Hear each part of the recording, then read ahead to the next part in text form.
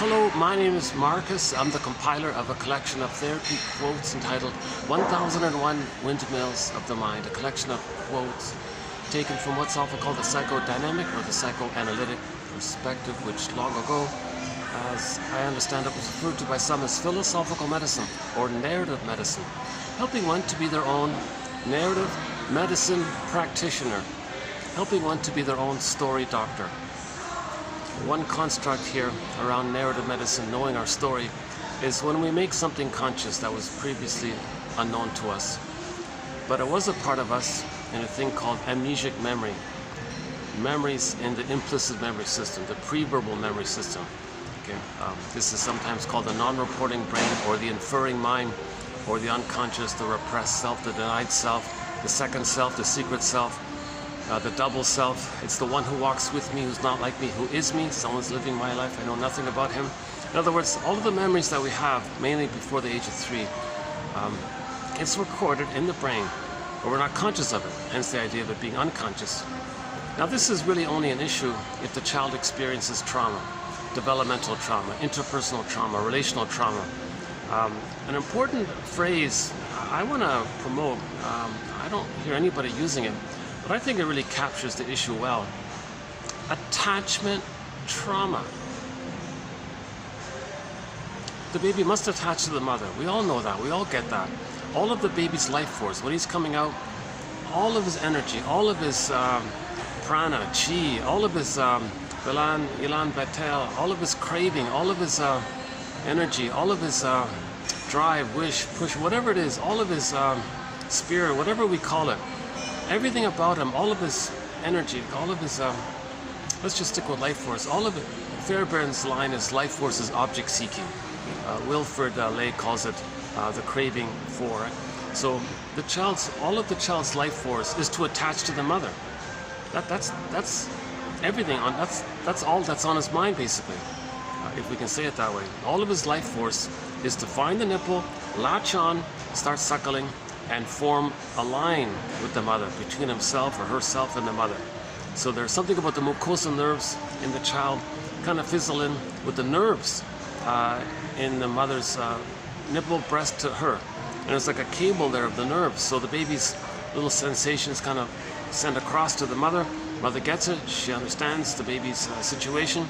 Her motherly response is automatic to soothe the baby, or see the baby, or accommodate the baby, feed the baby, or respond to the baby. Just in time, right on time, no conditions, no games, no interruptions. The role of the mother for the first 4 to 5 months, again, the first mother after birth is the breast mother. So it's considered, the baby's not really fully relating to like a full person in the very beginning. He's just mainly relating to the breast mother, nipple in the breast. And so the jargon is the breast mother, like a part of the mother. And that part of the mother, or the baby's first mother, is just there to function as a symbiotic object for the baby. It's just one way, just to emotionally feed the baby. Okay? So the breast mother is not, like through the mother, of course, it's not meant to kind of have any conditions on the baby. The mother is, through the feeding or whatever, or her psychology, it's not in any way meant to use the baby to accommodate her. The mother is not supposed to think, oh gee, I can brainwash the baby to always be dependent on me. That way I'll never feel alone. I'll always have someone around there for me and respond to me and make me feel important, make me feel seen. The mother cannot parentify the baby. That's a trauma for the baby. His needs aren't getting met. The role of the mother is to meet the baby's needs. It's just one way like that. So just like the baby's needs got met automatically in the uterus, baby, cord, placenta, mother, mother, placenta, cord, baby, baby, cord, placenta, mother, do, re, mi, 1, 2, 3, A, B, C, rhythm of safety, and it kind of flowed along that cord like that. And everything about the mother was just there to accommodate the baby. All of the baby's needs were met automatically. So that's kind of automatic like that. Assuming the baby's in a welcoming womb, assuming he's not experiencing any kind of prenatal distress syndrome, where he's too stressed out and rage, projects his rage onto the cord and thinks the cord's a sea monster because he's in the water world. Assuming he didn't experience any kind of prenatal shock trauma that froze him up in some kind of prior point, or he's numbed in some prior point, just going through the motions of life. Assuming the mother didn't go to a heavy metal concert, and the child's scared and kicking and then accidentally twisted the cord around him, not getting oxygen, and he's in a panic, and the mother says, hey, look, little Junior inside is going to be a soccer star. But the baby's terrified, not getting enough oxygen. He's kicking, trying to unravel the cord, but maybe he's tightening the cord. So assuming the baby is not in a rejecting womb. Okay, so there's a book called The Knowledge of the Womb. Okay, assuming the baby's in a welcoming womb, a normal, good enough, welcoming womb, where the child is safe, he's getting his needs met, he's got his feelings, he's not frozen, he's not receiving too much cortisol from the mother, so he's okay in the uterus. So his eyes are closed, he's in the amniotic sac, floating around with the oceanic feeling. Okay, he has his eye field of Ariadne, so joy runs the console. So the golden ball is there. They're all born with that metaphorical golden ball. The aliveness of affect, the vibrancy, and having a sense of self, and the feelings come from it. I feel there for Ariadne. So he has that. That's sort of a given. As part of the emerging self, it's meant that there's an I feel there for Ariadne, a sense of self, and then the embodiment animates, and there's the feelings that come from it. So the child is loving life. He's in the present. Although he's not conscious of it, he's in a good place. He's considered in the Garden of Eden, Shambhala, Shangri-La, Nirvana, paradise, maybe Avalon, any kind of magical place that myths and fairy tales describe paradise. Usually it seems to be a metaphor for this Garden of Eden that the baby has. So the baby is in paradise, yeah? And he doesn't, but at the same time, he doesn't recognize that he's a separate person inside his mother who's a separate person. He doesn't quite get that kind of sense of mutuality of his personhood and his mother's personhood. In the beginning, he's just a little god. He thinks it's all just him. There's only him in there. He's the whole universe. Or maybe he's the center of the universe, and the universe is just there to serve him. And the power of the mother, the power of the universe, the uterus to the mother and everything around him, everything that's happening, all that power, it's for him. Or it is his power. He may think that the power of the mother and everything that's happening in there is his power. Imagine a baby cloud, like the baby's self-concept, blurred in with the bigger, blurred inside the bigger cloud. That'd be like the mother concept. But the baby cloud thinks the bigger cloud is him. This is called infantile megalomania, grandiosity, the grandiose part self, or the glorified self, the idealized self, the ego ideal. Jeanette Paris, the self-help author, in her book called Wisdom of the Psyche, calls the baby's original egocentricity as being on the throne. Maybe it's a play on the older expression, His Majesty the baby kind of thing. So he thinks he's on the throne, he's a little king, he's a magician, he's got omnipotence of thought, unconditional, hallucinatory omnipotence of thought. He doesn't even think it, he has a little need, it gets met. Like, wow, is he a magic man? He has a need, the food's there. He has a need for the waste elimination to be metabolized by the placenta. So it gets sent up the two veins in the cord, the two that spiral upward around that center one, up into the placenta, which metabolizes the baby's waste elimination. So it's all kind of processed, metabolized, and he feels that need was met for that kind of a process kind of thing. And it was smooth, and there was no interruptions. And then as the baby needs oxygen and nutrients and the connection to the mother and the feeling that he's connected to the mother, all of that gets sent down the center vein to the child, so he's fed like that. And it's rhythmic, it's smooth, it's a rhythm of safety. He's in paradise. He's got his golden ball, so he's enjoying the present. He's alive. He's got his golden ball, the sun, like the radiant, he animates, he feels fresh and alive. Okay, so the baby feels alive. He thinks the power of the mother is his power, so he's alive, and he thinks he's a little god with a great power. Needs automatically met. So he's Robert Bly jokes, times are good, right? And then there's another joke is we spend the first 9 months of life trying to get out of the womb, and the rest of our lives trying to get back in, right? Just a joke about what a happy time the baby had. He had oceanic bliss, oceanic feeling, oceanic oneness, the unico mystica, one with this big powerful mystery. And he's one with this big spiritual mystery, or whatever it is, right? And so he's a special, he's a king, he's a god, he's on the throne, he's got his golden ball, and he's automatically met. No worries, no stress. He's floating around in his blissful state. It's a happy delusion, maybe. Maybe it's a kind of a happy delusion or something. We don't know exactly, but anyways, he thinks it's just him. He thinks it's just him. Everything's for him. Okay? So this is called like the original narcissism, right? And this state of affairs is also called undifferentiation. Baby cannot differentiate or parse out where he psychologically begins and ends and where the mother begins and ends. He doesn't get that yet. It's all this fusional thing or symbiotic thing or oneness thing, mother-infant dual unity. So it's just him and the power of the two of them. He thinks that's all him. So he thinks everything about him is for him or is him, whatever it is, something like that, right? It's like he's one God in this one universe, in this hall of mirrors, and it's all for him. It's magic. I don't know, whatever it is. So that's sometimes simply called egocentricity. So the child has this original state of affairs, right? And assuming, and he needs a welcoming womb. He needs that. Assuming he gets that, I would like to think that most babies are getting that. But you know, it is possible that some babies are shock traumatized while in their uterus.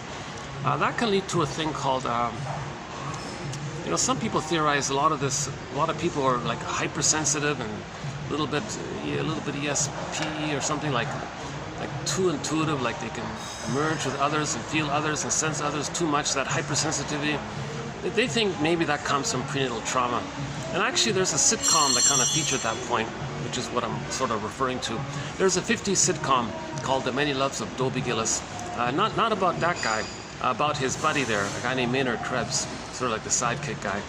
And in one episode called The Mystic Powers of Maynard Krebs, a very funny episode, I love that episode. Wow, a funny episode, right? Because of they featured the shrinks in there, right? That's why. So in that episode, the three shrinks came on the scene to try to analyze, why does this Maynard guy have so much sensitivity? Like he knows things he doesn't, and he thinks it's normal for him to know it. Like how does he have this whole, like they exaggerated his sensitivity by saying he has ESP, just as a comedy, right? So they wildly exaggerated his intuitive ability. So he could know things about, he would know what's in somebody's pocket and those kinds of things. He could predict, like he had this unusual sensitivity about this ESP thing. No one could believe it, so they brought in the shrinks. The first shrink said, he's got the Mutter complex. A joke about psychoanalysis. See, the original founding myth of psychoanalysis, the starting point is the idea that if the baby doesn't get enough love from the mother, if he doesn't feel safe with her, doesn't get enough love with her, how is he going to leave and know himself? He doesn't have that foundation of being fed and safe to know himself. In other words, another way of saying it is, if the baby's terrified of his mother, there's no way he can be on his own without her. So he's stuck with her, fused with her.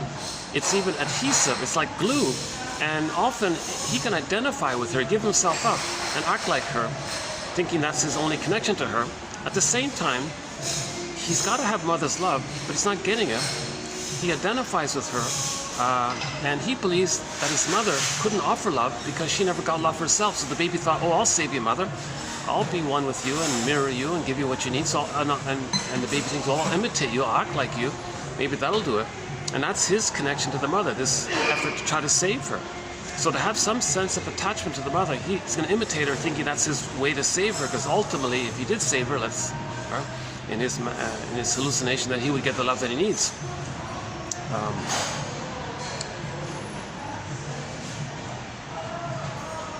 Okay, that point about identification with the aggressor is coming up in this video as well, right? So let's save that for a little bit later on. That's a key theory called identification with the aggressor, right? Oh yeah, back to the Mutter complex. So the basic idea of the Mutter Oedipus complex, that doesn't mean the way, when you first hear that phrase, it doesn't mean the way, it's the English translators were messing with people. It's not like that. All that phrase means, okay, the mother complex with the Oedipus. So the Oedipus is the son. His sister was named Electra. Okay, their brother and sister. Both of them had a mother named Jocasta. And Jocasta's husband, or the father of Electra and Oedipus, was Laius. Okay, so you got Laius and Jocasta, the couple, and they had 2 kids, 1 son, 1 daughter, Electra and Oedipus. And then the whole thing kind of spirals around an intergenerational trauma called the mother complex. So it's if the son didn't get enough love to know himself, and he's stuck trying to save her, he's got the mother complex, you see. And if it happens to the daughter, she's got the mother complex, but since her name's Electra, sometimes we call that the Electra complex, as emphasized by Hendrika Halberstadt Freud. No relation to the original Freud, another one. Hendrika Halberstadt, she has a book called The Electra Complex. Just in broad terms, any kind of fusional wild arguments and complications between the mother and the daughter, let's just say she has the Electra complex. Now she may transfer that onto the father, and then transfer the problem with the mother to the father, and think the Electra complex is the problem with the father. But it's actually cloaked. Shall I compare thee to an onion? If you go underneath it, it's really the mother, but she displaced it. And then, so let's say, let's go back to, so let's say the son has it. The son has the mother the Oedipus or the mother complex, to keep it simple. So just to clarify, no son wants that kind of inappropriate intimacy. Every boy, every daughter wants to be loved, to know themselves. We're born to have our psychological birth. We're born to leave the parent and know ourselves and relate to others in a mutual way, without wildly projecting or wildly like without transferring too much. We want to enjoy the present. That's the normal state of affairs. Nobody wants it in a reverse way. It just so happens that if the mother is emotionally unavailable for whatever reason, then the son, if in the case of the myth, the founding myth of all this. Back up a sec. Psychoanalysis, the know thyself, has been around for thousands of years. This whole know thyself is not new. It's been around for thousands of years with the ancient philosophers and so on, right? Okay, so anyways, back to the myth. So Maynard Krebs, one shrink said he had a Mutter complex. I guess, yeah, so in German, mother means Mutter complex. We're learning lots of German in this collection here. Recently we learned Fluschwieger. When we play this song Heartbreaker, in German it's Fluschwieger. The Bee Gees song made popular by Dionne Warwick. Katja Epstein, who sings our theme song, by the way, she also sings a cover of Heartbreaker, but in German Heartbreaker is called Fluschwieger. Why do you have to be such a Fluschwieger? So in German, mother's Mutter.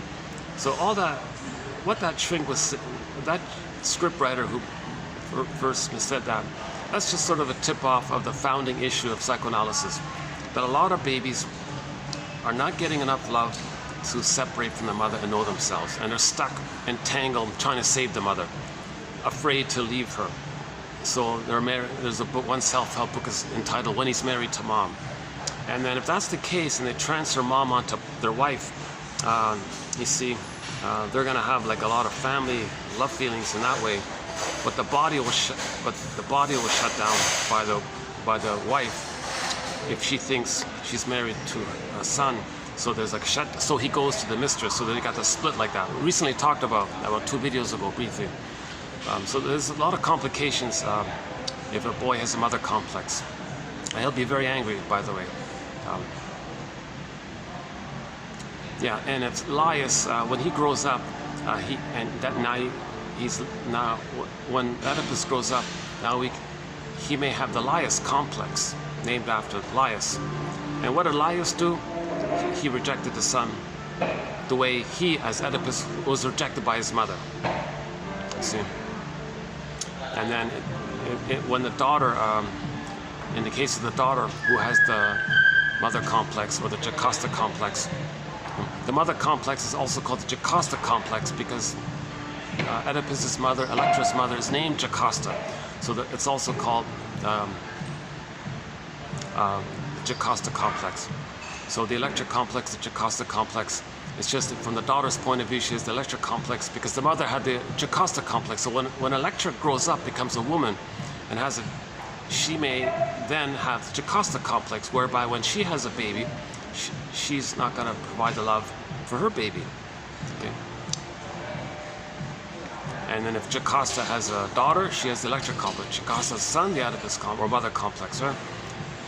And it kind of cycles around like that. So that's sort of like the starting issue, right? And then the next step is Orestes. Orestes. So what does a guy do? How does he leave and know himself if he never got enough love memories and enough safety foundation, enough memories to base on, to have the strength to know himself? Like, how does he do it? Like, that's wildly complicated. That's called the Furies, to try to do so. So if the child does try to separate from the mother, so Orestia, in this story, the guy Orestes, he said, I'm going to do this. I'm going to face the Furies. I got to leave this thing. I want to know myself. I got to separate from the mother. Odysseus, same thing. Odysseus. Okay? One of our threads is the Odysseus story, starring based on the film starring Armand Assante, and a great story. And two of the songs from the soundtrack, Eduard Artemiev, two of the songs from the soundtrack to the Odyssey, the one starring Armand Assante, are on the soundtrack. One called Calypso and the Finale. Two great, amazing songs. That's composer passed away about a year and a half ago, I think. So these guys, Odysseus, okay, Orestes, I gotta find home. I gotta separate, I gotta find home. So let's start with Orestes, basically. So how did he do it? When he tried to know himself, he was being chased by the Furies. Okay? That's the scary feelings called abandonment depression that any baby would feel if he had no mother. So he's feeling that, but he's running away from the Furies. Doesn't want to go back. So he wants to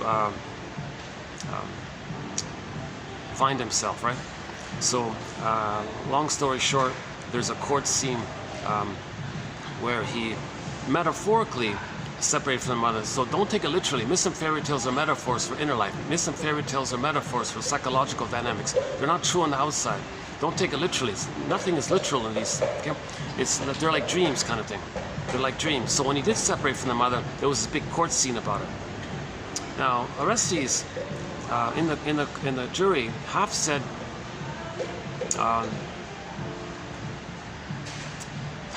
no, half said yes, right? So it was like split like that. That's a metaphor that Orestes can see the mother as two sides equally.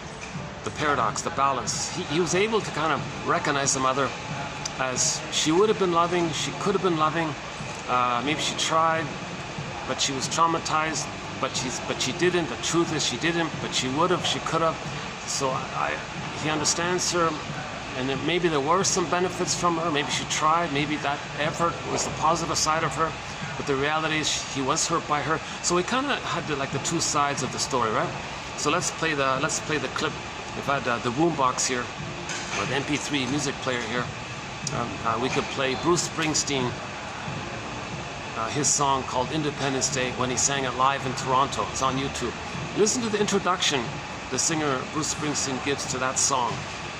Because he's describing this in that song. In effect, he's describing this myth of Orestes about emotional Independence Day. The song's called Independence Day, so Orestes wants emotional independence. So that song's called Independence Day. And the intro he gives is about this, right? So Bruce Springsteen, I think, wrote that song as a teenager or something when he was talking about physically leaving the dysfunctional home. Yeah, by the way, he's very open about therapy. He openly talks about therapy all the time. He's trying to promote it, kind of thing, which is great, you know. And so he said, yeah, he had physical Independence Day, leaving from an emotionally dysfunctional, from a dysfunctional home life. So he felt independence, like physical independence, but not emotionally. In the brain, all the memories are there. So he's still tied in his memories, right, in his emotional realm. He didn't psychologically, psychically separate, only physically separated. Like, he can live in another city, but psychologically, he's still married to mom inside. Like, so later on, when he did the update to that song, 10, 20 years ago, whatever, 2012, something like that, 2002, one of those, something like that. Anyways, it's the only clip on YouTube. You don't see him. You don't see him. The guy who was filming it was sitting way up in the rafters there, you know, with his little iPhone, and you don't even see the guy. But the audio, luckily, the audio was good. He had a good mic on his phone, I guess. so you can hear the audio very well. And in that update to the song, he gave the introduction, the update, to update the song. Yes, originally it was about physical independence for practicality, right? But later on, it took him 40 years or whatever to psychologically, emotionally separate. How did Springsteen do it? He saw the two sides, like Orestes. He saw the two sides. And in the Orestes story, Athena, metaphor for the nature's healing drive for healing. Well, since you saw the two sides, okay, that's the reality. Mother's a person, she's wounded, she hurt you, tried to love you, and you can see that. You forgave her. Forgiveness, recognition, understanding, empathy, mentalization. You saw her positive intention, but you saw that she's wounded, she couldn't do it. You saw the complexity of it all, the ambiguity of it all. You saw the two sides, hence the courtroom is two sides like that. So Athena said, okay, good, you're good. You're not guilty, you can have yourself, you can be yourself. You don't have to go back and be stuck in your mind with the mother and still trying to save her. You left her because you're able to see the two sides of her. So Springsteen says, okay, I'll let you look it up on YouTube and listen to the intro he gives there. Yeah, I'm back at this nice. This is my second time with the Star Trek. I feel like I'm on a spaceship, and the spaceship has like a sunroof, and there are the stars. It's kind of fun, right? Yeah. The second time here, yeah. Oh, hang on. You know, I had all these battery issues yesterday. I had luckily, it's holding up this time. All right. Yesterday, yesterday I was on a roll, and I found out my battery wasn't charging. So I had to. That's why we're doing this part 2 now. I couldn't continue straight through in the last video, so my battery died on me, and so now this is part 2. And hopefully in this part 2, I want to see if I can get into the symptom, a thing called the 48 symptoms of Homo Traumicus. It's a work in progress. It's undeveloped. I'm just experimenting here with it. I'm just a work in progress, so I'm just I gotta like fish around and explore to see if it can lead to something helpful or useful or something. So every once in a while I update the list. Now we're up to 48 symptoms of Homo Traumicus. So I'll maybe a little later I'll go back to that point.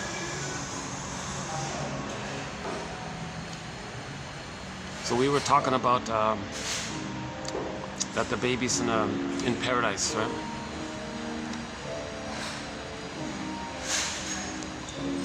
And yeah, if just a quick point here, if the baby's just sort of like a interesting sort of sidetrack here, not a major point, but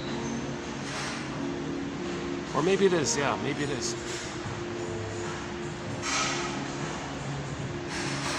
Which is that if the baby thinks everything's him, he's the whole universe. From his perspective, what might be the first sense of something not being him? Like the other, mother. Like what's the first not him? Maybe one theory is it's music. The first mother is music. In the beginning was the sound.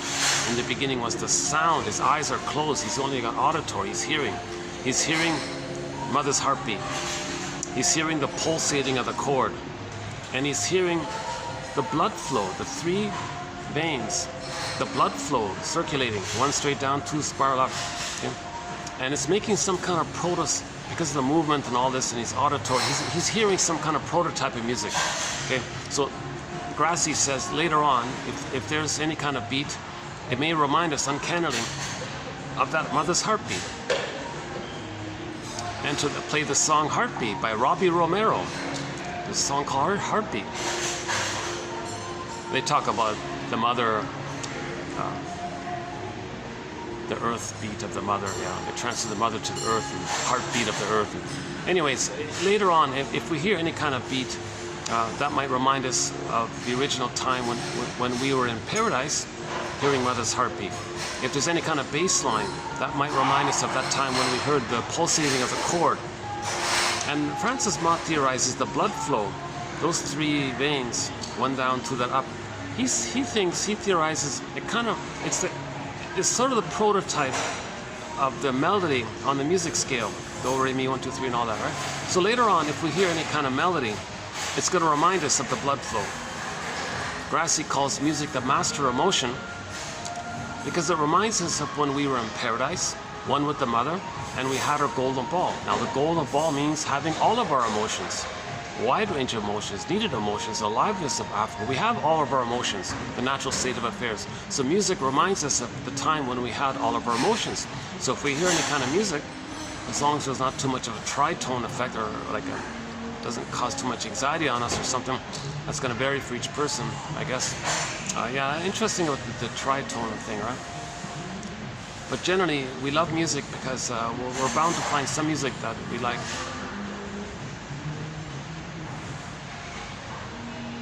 Yeah, I have to look further into why certain songs are more appealing for some than others, depending on there must be a lot of factors involved in this. But anyways, just in the broadest of general terms, if we hear music in the present, Grassi calls it the master emotion because it reminds us of when we had all of our emotions, when we were in paradise, when we were in the Garden of Eden, and we felt good there, and we had all of our feelings. So music triggers some of that. So we uncannily love music because it reminds us of that safety in the paradise, right? Which makes me think, once in a while you'll hear about a person who doesn't like music, right? Maybe the trauma's too great. Another author says maybe somebody is fascinated with music because they're trying to restore some kind of prenatal broken rhythm.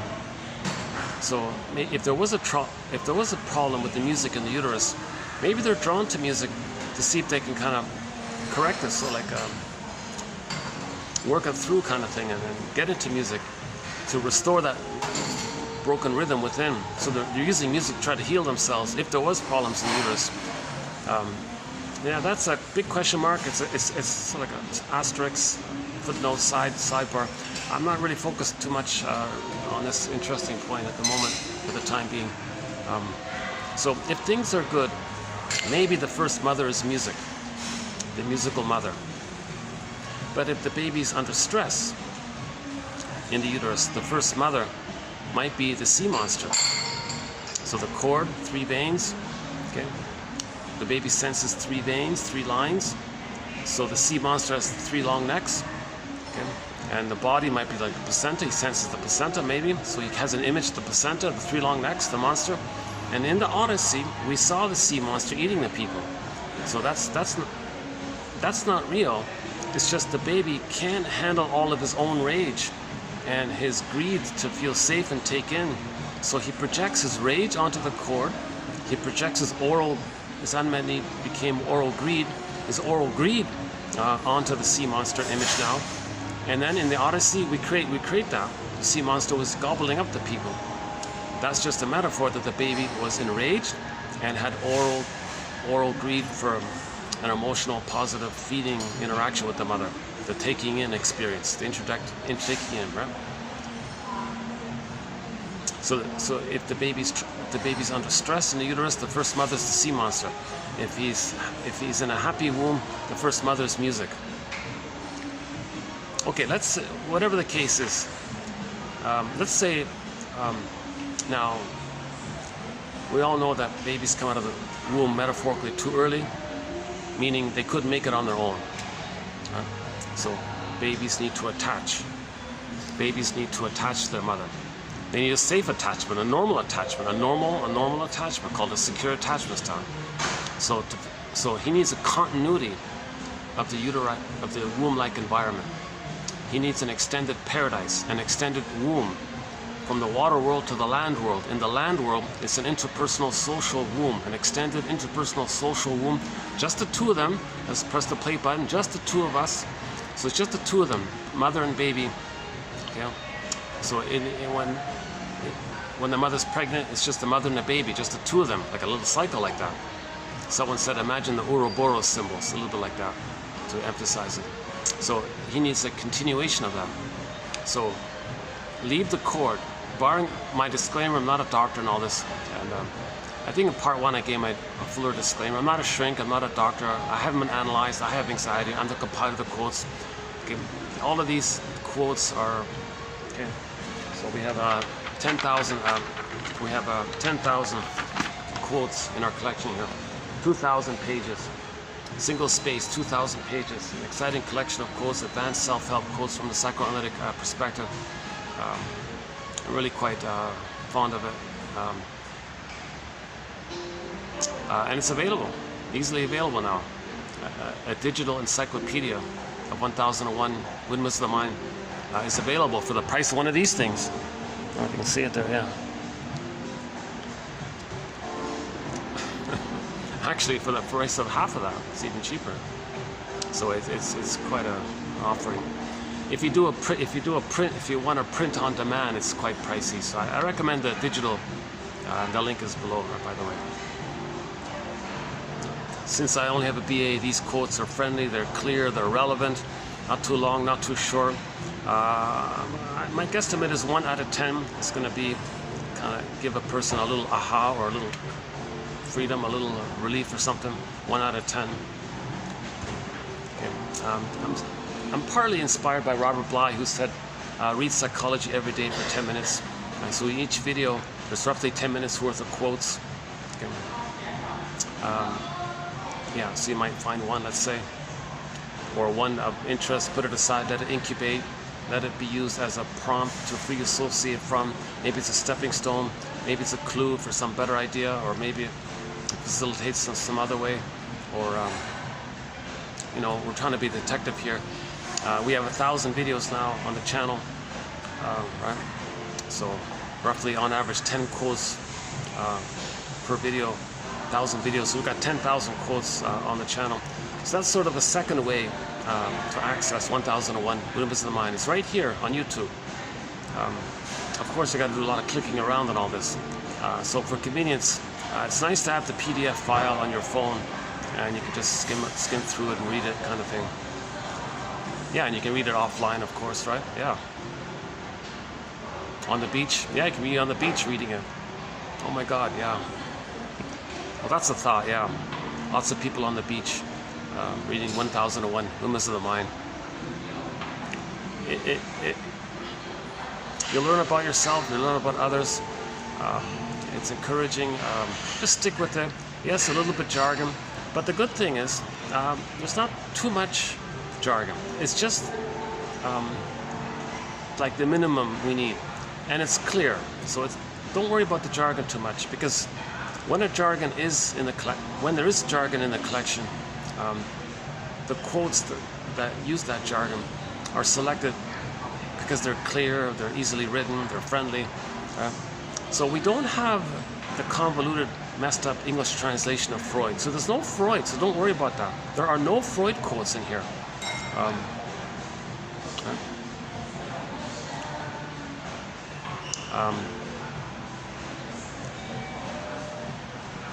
On the rare occasion a German author says, a German author says that Freud says such and such, and he's bilingual, and he's translating it from German into English himself. So you skip the messed up translation.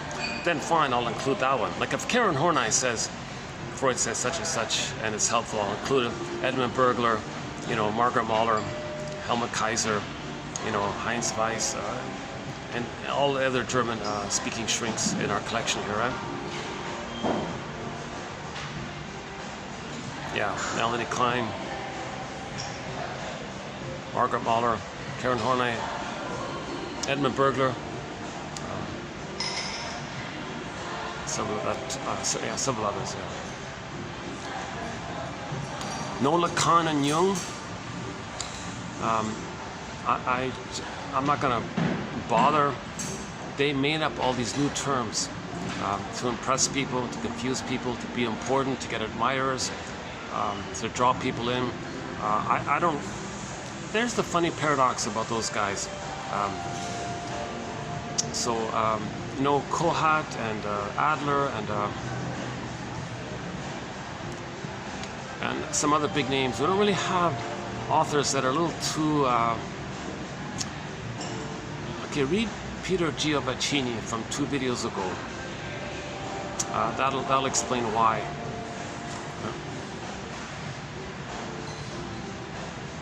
And another one, Lee Grossman, also has a quote about why. I'm not including some of these big names. But at the same time, the paradox is those names just mentioned, right?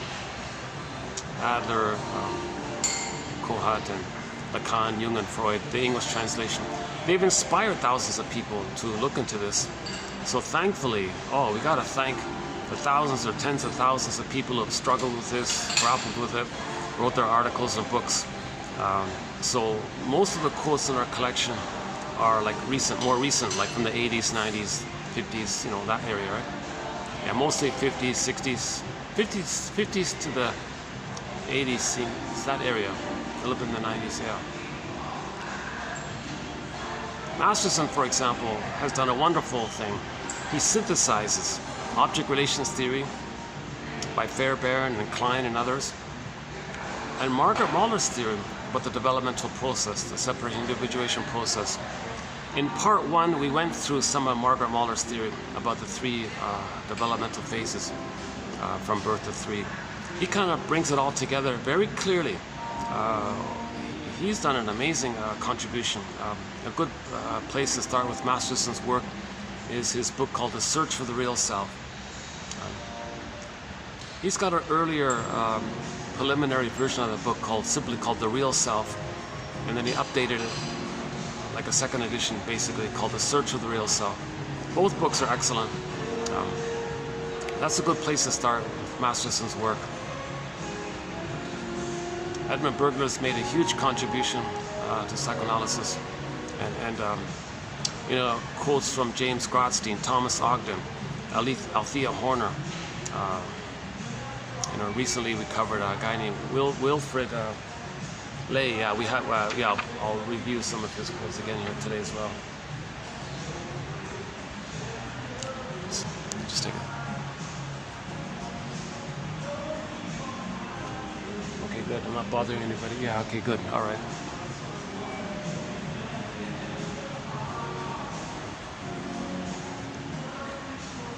Should we just take a little 1-minute break here? So.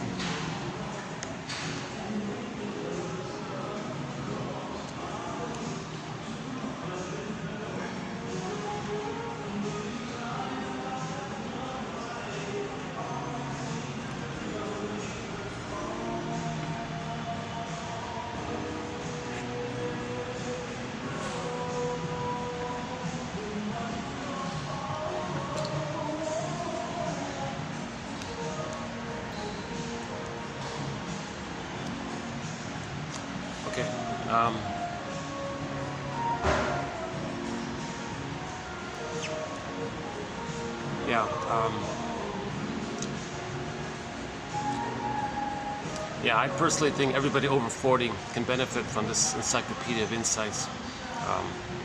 It's a wonderful resource for what's called the midlife audit, the midlife examination period, okay, self-reappraisal.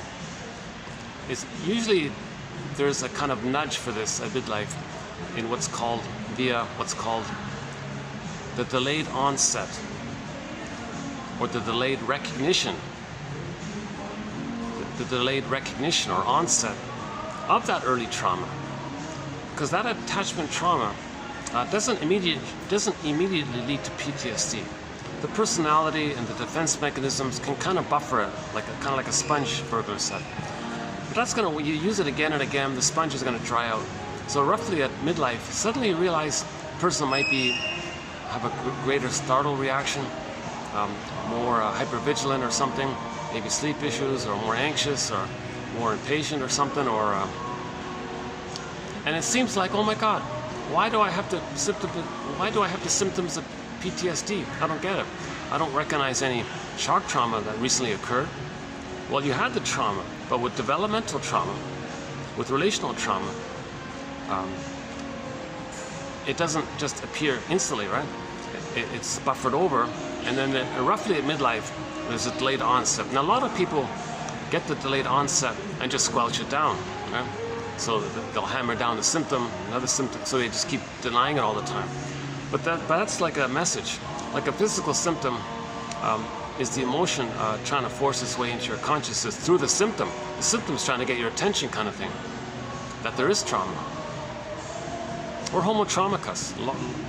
One estimate is that 90% of the babies in North America are not getting a secure attachment style.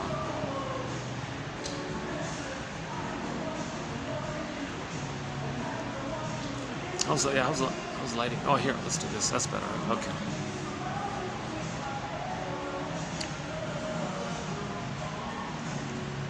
Okay, in part, yeah, so part one, we did sort of the phases of the baby's developmental needs. So when he's coming up, when he's making the transition, I mentioned the sea monster, so let's, one theory about, another side point here is, in the Odyssey, we got the sea monster, and there's the Chabarus and the whirlpool. Silka and the Chabarus, right? The whirlpool and the cliffs or something, right? And he's got to navigate, and there's the sea monster and all this. So in the Odyssey, he's got to do this very delicate navigation.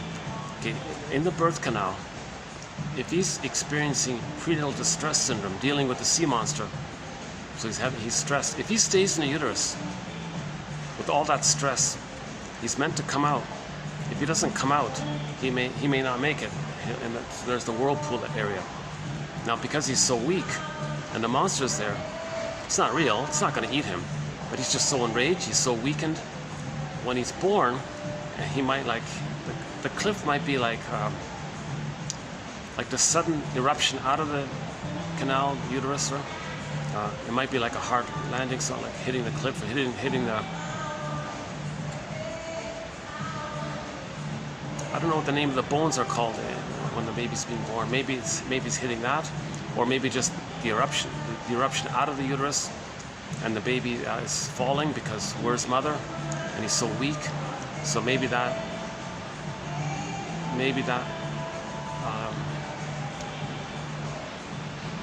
is sort of a variation of the cliff one, right? So if he's so weakened in the uterus, he can't stay because he won't make it. He'll drown in all the stress hormones. And when he's born, if he's so weak and if the delivery doesn't go well, he might not make it in the birth. So in the delivery, he's got to navigate the two sides of this. You see, and he's so weak, and he's a little paranoid, thinking the cord's going to eat him, the mother's going to eat him. So he's scared, he's weak. He can't stay, he's got to go forward, not enough support, he's got to navigate. So in the Odyssey, he saw this delicate transition like that, right? Again, just theory, but Francis Mott talks about this issue here. So let's move forward here. How's the lighting here? Where can I get some good? Hold on a second. It's kind of nice having the stars in the background.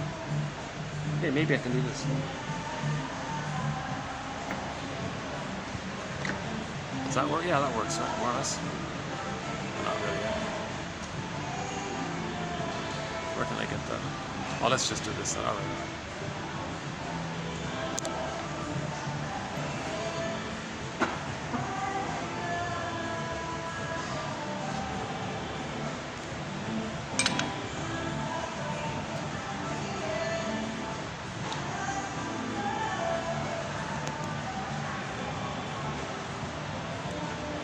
How's that?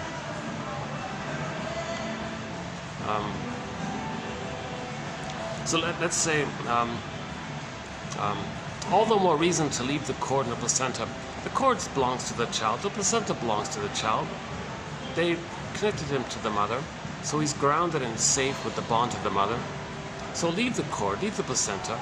Again, I'm not a doctor, barring emergencies, barring special exceptions and all that. Leave the cord, leave the placenta. In particular, if he's having a hard time in the transition, give him all the support he can get. Now he has an innate expectation for the mother to be there. So hand the baby directly to the mother. He'll look to latch and suckle to let the nerve lines line up, and then the paradise continues. The womb life continues.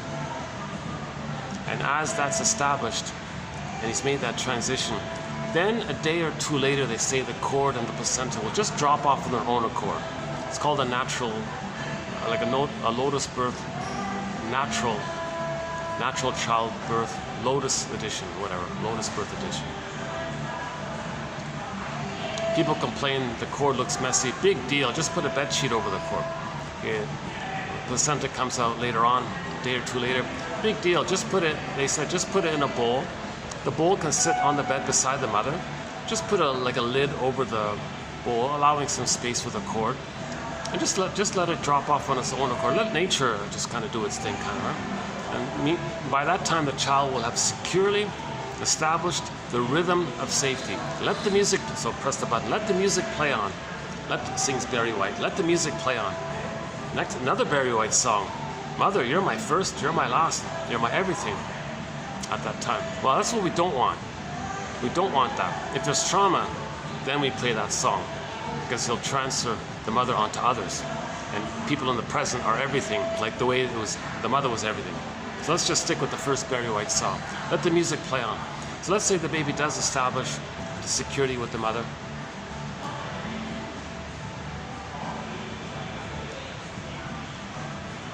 So it's always like a nice little scene to see like a lonely animal of one type or another in the busy, crowded city, right?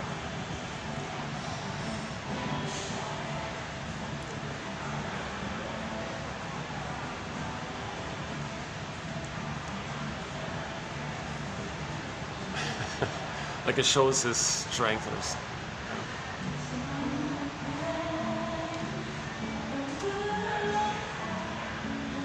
Yeah, there's lots of pictures floating around of, you know, like one lonely moose on a bridge somewhere, or you know.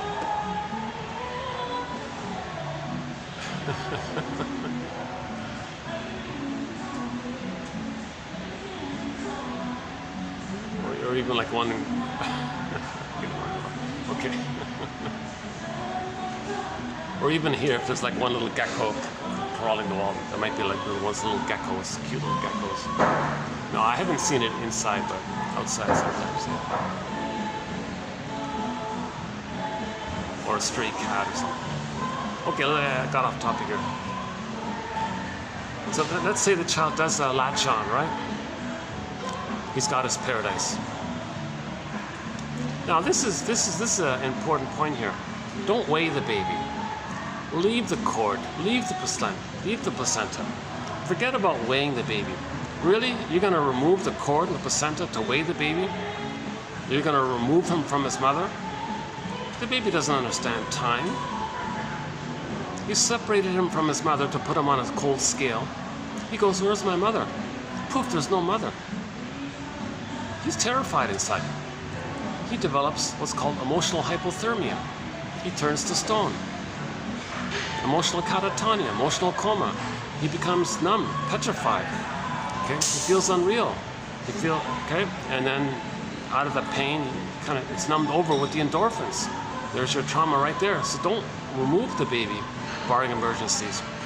Right? Let the baby latch on, suckle, and then Barry White's song, let the music play on. So let the paradise play on. For the first 4 to 5 months, skin-to-skin contact. Okay. Maybe the mother. One idea is maybe the mother just stays in bed for 4 to 5 months. The baby sleeps most of the time. He has that continuity and the warmth of the continuous warmth. Hears mother's smells and the warmth and the mother's heartbeat and continuity with the mother. That's paradise for the baby. That warm safety and the rhythm is going on. He can feed as he needs. If the mother uses the washroom, she can gently carry him, kind of thing. And then at 4 to 5 months, the child's going to start to metaphorically hatch, psychologically hatch, out of the concept of the two of them being one. So we got the egg. That psychological egg for the first 4 to 5 months. That's the key there. And if there's a trauma there, oh boy, you're going to get the bully pattern, the Iago pattern, lower functioning BPD pattern, the criminogenic ones, and all these other disturbing criminal type. So they're going to be very enraged by this because they never know themselves. Their basic trust, forget it. Their main emotions will be greed, envy, hate, schadenfreude, inability to mourn losses, joy. Forget about joy. It'll be schadenfreude. They're going to search for grandiosity and power. It'll just be like back to Adler. It'll just be power focused because they're searching for the throne all the time. So that's why they want the power all the time, prestige and power and money, stat, because they want the throne all the time. Because when the baby's traumatized between birth and 4 to 5 months, who is he? What has he got? All he's got is that once upon a time in the safe uterus, he was on the throne. So he'll search for that. So the belief is he is that. So the belief he's a little god, and called infantile megalomania. That's why he wants power to always maintain that. He'll always be negative towards others. So his humor is dark. His put down humor, shaming humor, cynicism gratifies infantile megalomania. Okay, so he'll mock others and hate others. And his humanness is so wounded, he can't accept it. It's there, but he can't accept it. So he does a thing called projection. His feelings of being defective and guilty and no good and unloved, and all, he puts on to others. He'll say others are not okay, as a projection, to not be aware that that's what's going on within. So he'll make the belief that others are not okay. He'll regress to the uterus where he was a little god and say he's okay by that. So his mindset will be, oh, I'm a little god and my humanness, forget it, others can have it. And he identifies with the mother who did that. The mother caused that. So in trauma like that, he identifies with the mother who caused that. The mother caused that. So he thinks the mother shamed him, rejected his humanness. So he reverts to the infantile megalomania, identifies with the aggressor, sees his unloved human self onto others, and says others are no good. Imitating the mother, fueling his infantile grandiosity. It's all very addictive because he's got the fusion with the mother. If he acts like the mother, he's one with the mother. So narcissism, this egocentricity, this throne thing, okay, it's addictive because in the beginning, the baby wasn't addicted. It was just a natural developmental thing that was taking place. But if there's trauma there, then later on, to do things to try to trick the brain, to recreate that, then you're dependent on it. And then something happens in the brain where the person is overly dependent on it. Because it's linked to their false identity. And that's all they have now, is false identity.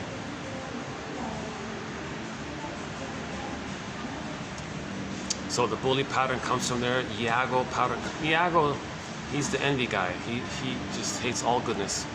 He believed the mother hated his goodness. Identifies with the envy breast mother. To have the mother, he's got to imitate her. That's his sense of having a mother, imitating her, trying to save her. What did she do? She hated his goodness. Identifies with her, who hates goodness from his belief. To have her, he's got to hate goodness. So if anytime he sees anything that's symbolic of goodness, he's going to hate it. So he's the, like, all envy. He's very envy based, right? And now at the same time, Iago, he's kind of like a schizoid, introverted, voyeur. So there's the issue of to see or be, the need to see or to be seen. So there's a problem there, right? So he becomes the voyeur. So he hides in his castle, some ivory tower, whatever, and he finds those with the bully pattern as proxies to do the damage,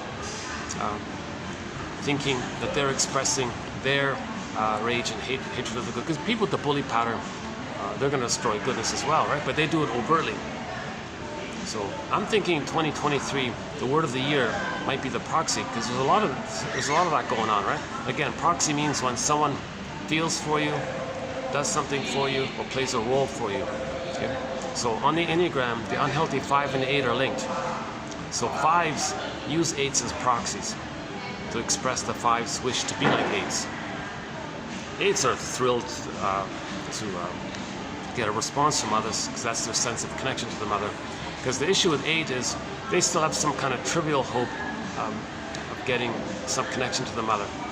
That's the funny thing about the 8s. The bully pattern, they're considered prematurely ejected out of the uterus, and they still have some kind of hope to find the mother.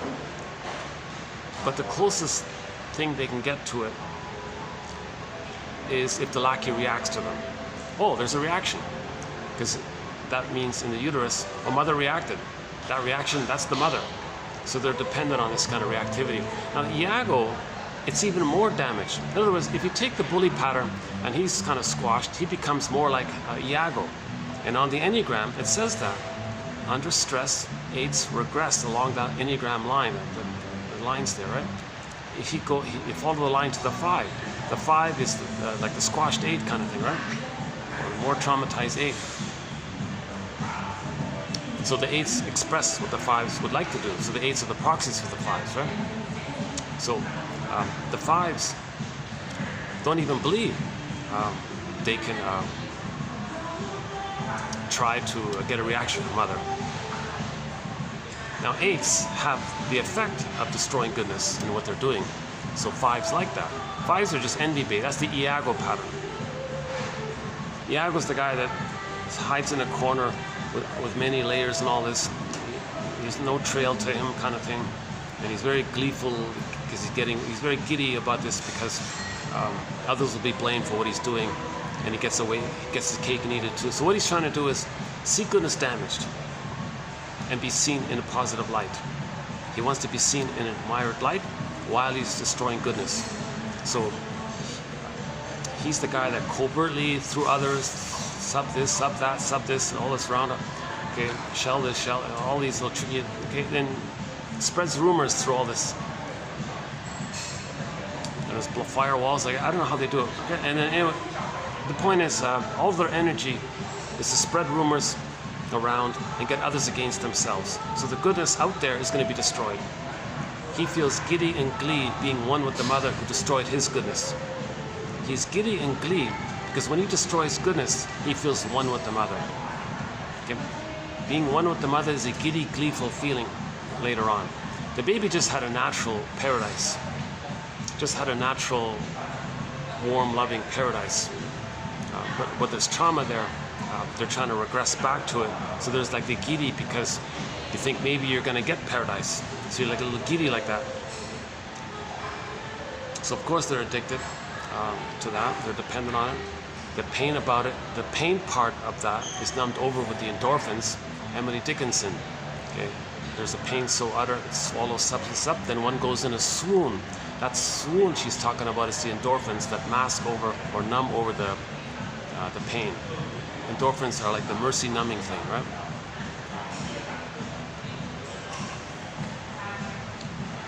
Okay, and there are a few other personality patterns that spring from the soil of attachment trauma between birth and 4 to 5 months.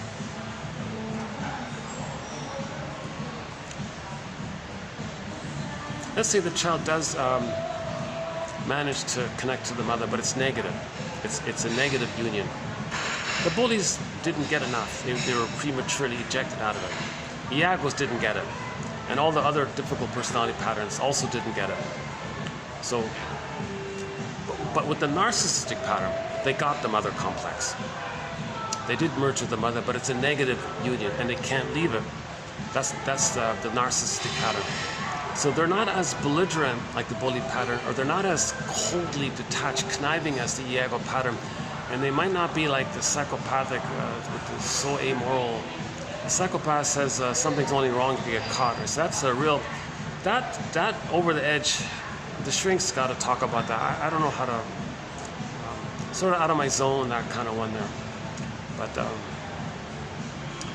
But if the child does merge with the mother, but it's a negative fusion, the baby needs a positive fusion, a positive symbiosis to feel safe.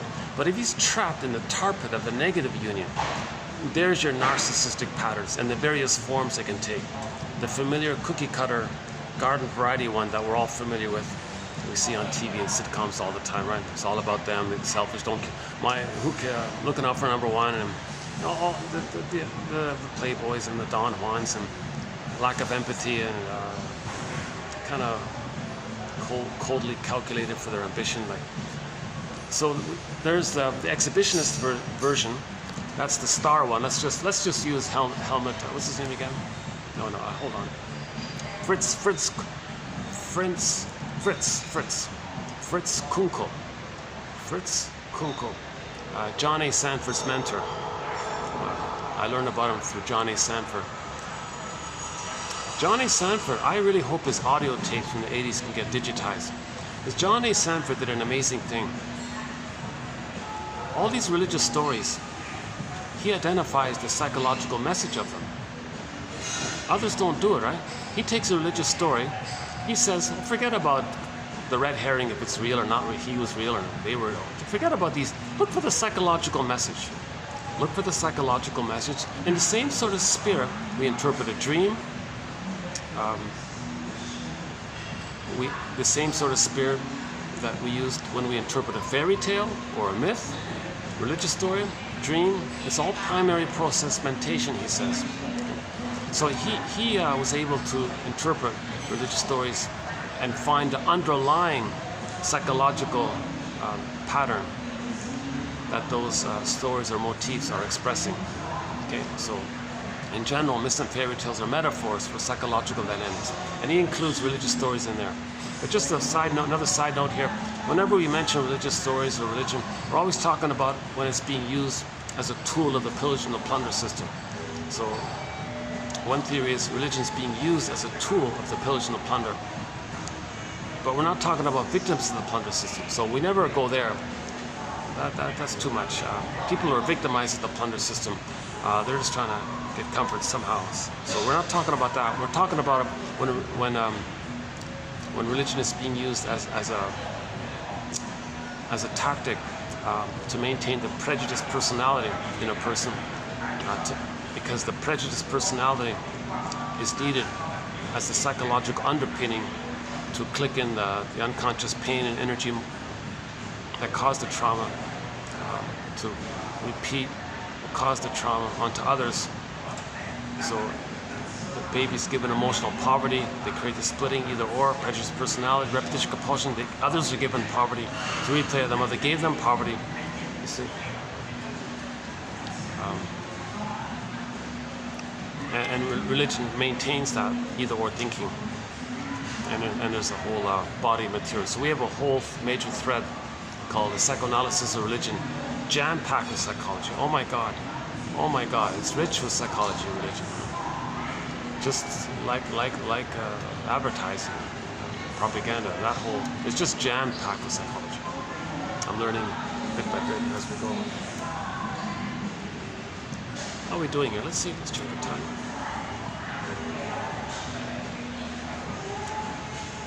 Once in a while, they have a meeting just near me there. Sometimes it gets a little distracting, so I might. What I can do is let me just take a 5-minute break. I'm gonna go up to the Italian restaurant lobby area and just spend a few minutes there.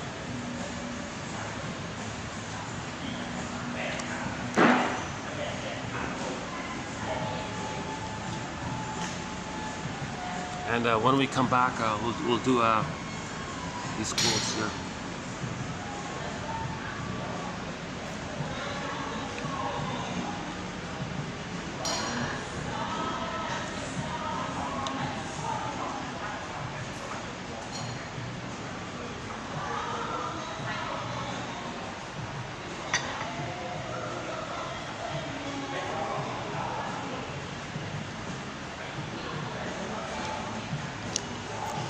I'm observing myself. The last time I was here, I could talk through all the background noises.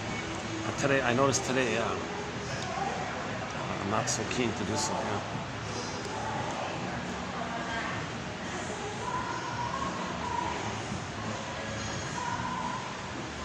Should be okay there, right? Yeah. Okay, let's go.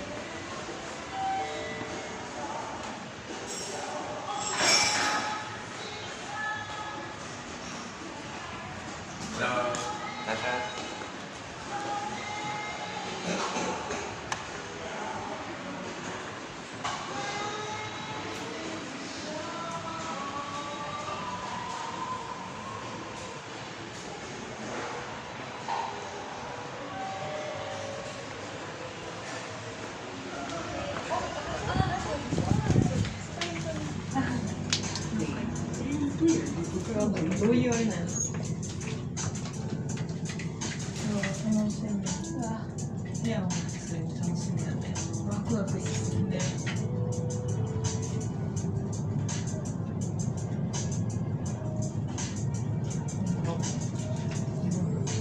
マジでおもろい。相当面白い。プールの向かいだよ。そうですね。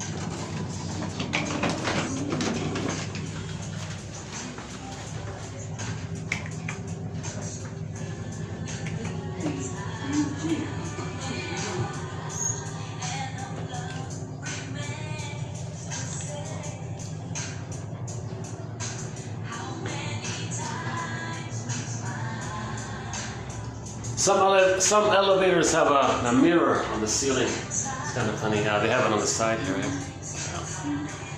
Yeah. How hot is it here? Okay, it's not too bad, yeah. Oh, today's better. All right, all right. Let's just hang out here for a bit.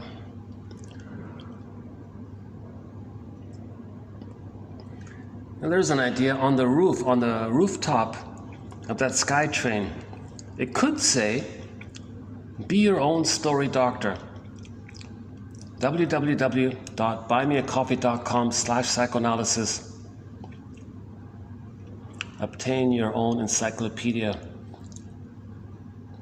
of advanced self-help therapy quotes to help you find your narrative truth, your narrative medicine.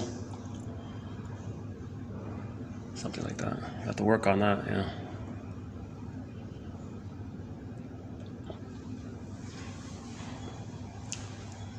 Yeah, it's nice and quiet up here, yeah. What's this here? How's lighting here? Okay. Oh, this way is the best way, right? This way, yeah. Yeah. I keep thinking I gotta get one of those lawn chairs to carry around. Geez, that 1, 2, 3, 4. That's like a, oh my God, look at that. That's a parking, I'm looking at a parking lot. 1, 2, 3, 4, 5, 6, 7, 8, 10. That's like a 13 or 14 story parking. Jeez,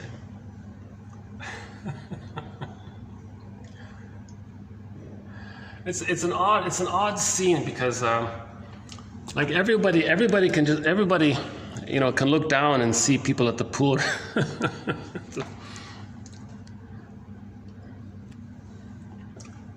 Actually, this city is doing some innovative things. They're building like a new, like a sidewalk underneath the subway, the SkyTrain. I noticed there's a SkyTrain, and they're going to build an ability to walk all along underneath it. And then you don't have to walk on the ground floor sidewalks, which are overcrowded. See, now you can walk underneath the SkyTrain. That's an ingenious idea, yeah, it's great. Sometimes I'm walking here, it's like, geez, it's quite the job. It's quite the bit of a.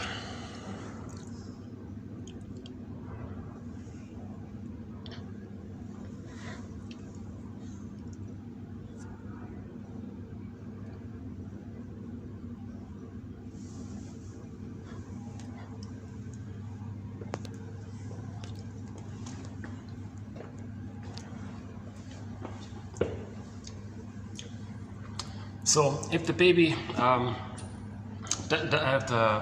does bond with the mother, but he can't get out, so his issue of safety is not as primal as those who were traumatized before 4 to 5 months and didn't get the egg, didn't get the uterus. No egg, no psychological birth. Basic trust is gone. Their wounded self, they'll project onto others, they identify with the aggressor, and they go through life treating others the way they were treated, ultimately to know how they were treated, and they're kind of stuck in a loop like that. So now those are the various narcissistic patterns. Okay, the star one, the voyeur one. I hope it's okay to do this. Masterson talks about what's called, in his book on narcissism, well, he talks about it in his various books, but he has a thing called the closet narcissistic pattern. But the way he describes the closet narcissistic pattern kind of sounds like, let's rename it and call it the voyeur narcissistic pattern. So the voyeur narcissistic pattern are the ones who associate or fantasize with the star narcissistic patterns, who exhibit their narcissism. The star ones, they exhibit it, right? The voyeur one uses the stars as the proxy because they're afraid to express it. So they're the voyeurs, so they get others to express it for them. So when Masterson talks about the closet one, if we renamed it and call it the voyeur one, he describes it then as those with the closet analysis, now the voyeur, as basking in the glow of the star narcissistic pattern, thinking that they're expressing their narcissism for them. Again with the proxy idea, right? So the closet narcissistic pattern, or we can, okay, let's just say closet slash voyeur. They have the narcissistic pattern, but they're afraid to exhibit it. They're afraid to express it. Just like Iago is afraid to be in the bully area, okay? In the more primal archaic trauma, way earlier on, right? Between birth and 4 to 5 months, you got the covert, introverted, withdrawn, schizoid, more back one, right? So they're afraid to express the bully pattern, right? Like the 5 and 8. Well, maybe there's like a parallel dynamic. You got the exhibitionistic narcissistic pattern, and those who are damaged in that area, they withdraw, but the psychic structure is still there. So they indulge in the fantasy of them expressing their narcissism via the fantasy of others doing it for them. So there's the proxy idea again. So they're always basking in the glow of their friends who express narcissism, but they don't do it themselves. And in the narcissistic pattern, we've got the clinging vine narcissistic pattern, the turtle narcissistic pattern, a little different concept there, and so on. Okay, anyways, all of the personality patterns that come about from the soil, from the traumatic soil, of the 2 traumatic soil pots of birth to 4 to 5 months, and then 4 to 5 months to 18 months, where they're one but they can't escape. In other words, they didn't graduate past 18 months. Okay, so in part 1, that point was made in part 1. They didn't get enough love to let the egocentricity dissipate, which normally dissipates at 18 months if the baby's loved enough. They didn't get that. So they're traumatized before 18 months. They're traumatized in one of those 2 pots before 18 months. Okay? So all of the personality patterns before 18 months that spring about, okay, one self-help author calls them the stinger personality patterns, because the main feature is they're going to identify with the aggressor and treat others the way they were treated, to be loyal to the mother who treated them that way, because if they're loyal to the mother who treated them that way, then they have a mother to connect to by imitating her. At the same time, they're stuck there because to get out of that, they got to save the mother. They can't save the mother, so they're stuck like that. So that's the stinger personality patterns. Yeah. So I'm baking it. Yeah, you don't see this, but there's no AC up here. That's the one downside to this. If this place had AC, this would be perfect, right? See, they're only open at night, those guys there. This is my favorite Italian restaurant, by the way. The only one I know. But the problem is there's no AC. I noticed the door's open here. Let's see.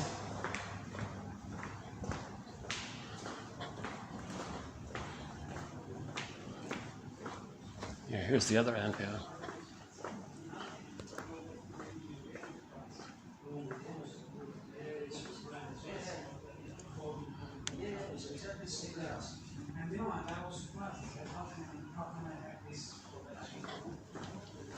Yeah, this is not real. This is just deco. That's just deco. Yeah. Well, okay. Hopefully those guys have. Hopefully that.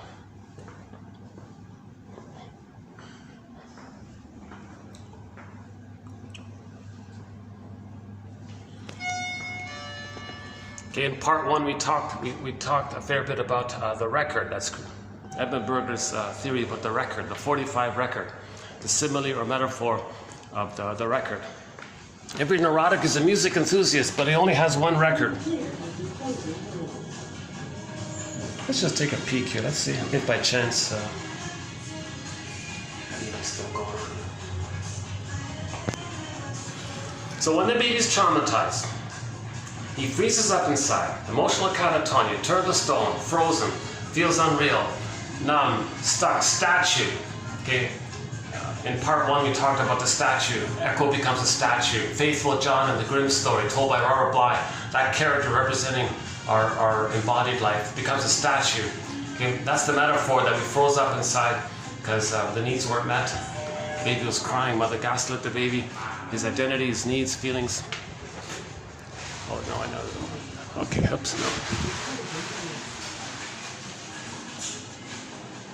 I'm not even sure what that is. Oh, some kind of medical. Oh, they got a doctor's conference in there, eh? Oh, cool. See, these doctors, they just deal with symptoms, physical symptoms. Anthony Storr was saying he doesn't like that. He wants to understand why the symptoms are there. How about here? He wants to know what causes the symptoms. See, it's usually neurosis. Neurosis causes the symptoms, but it's embarrassing to admit that somebody has a neurosis. Well, let's see. If there's no guests here, maybe I can use it.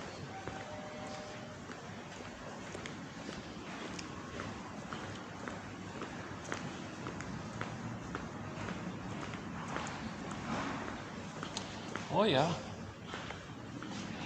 Okay.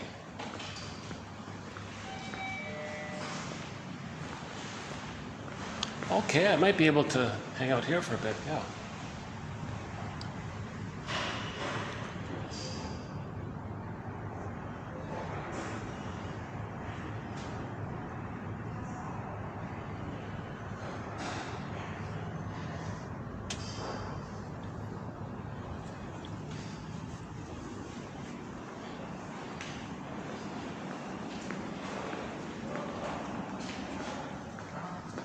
Oh, they're closed today. I didn't know that. Okay. Today's no lighting here. Eh? Today's Thursday. How's the lighting here? I know Tuesdays these guys are closed on Tuesday, but today's Thursday. Eh? Sorry about the lighting. Yeah. Oh, here's okay. Huh? How about that? Is that okay? Can I get some good lighting here? Oh, okay. How about this? We turn around. Is that better? Oh yeah, that's better, isn't it? Yeah, I think so, yeah. Oh, that's nice. Yeah, okay. Got a sofa here. So, let's do the record one quickly. It's always worth highlighting this record. Neurosis is the doctors downstairs, they're talking about symptoms and symptoms. So they focus on the symptoms. They don't want to talk about the emotional neurosis that caused the symptoms. How do we deal with the symptoms? That's just playing whack-a-mole. The symptoms will come up in some other way. Right? So we have a thread on the body bears the burden. The body keeps the score. It's called conversion. Okay? The emotional conflict that can't flow, the freezing, okay? The rage and the freezing, the body, it converts into a symptom. The image is water converts to ice. The analogy is water converts to ice. So the emotions that are meant to flow like water, right? It can't flow because it's frozen. It gets into some kind of hardened thing in the body, organ failure, or it could be a personality trait actually. It doesn't have to be a physical symptom, but ultimately, many times it does lead to some kind of physical symptom. So the physical symptom, the psychosomatic physical symptom, yes, there are exceptions to the rule. The example was, Anthony Storr gave the example, somebody had a headache. Maybe it was really a serious issue, but often it's like an emotional issue, right?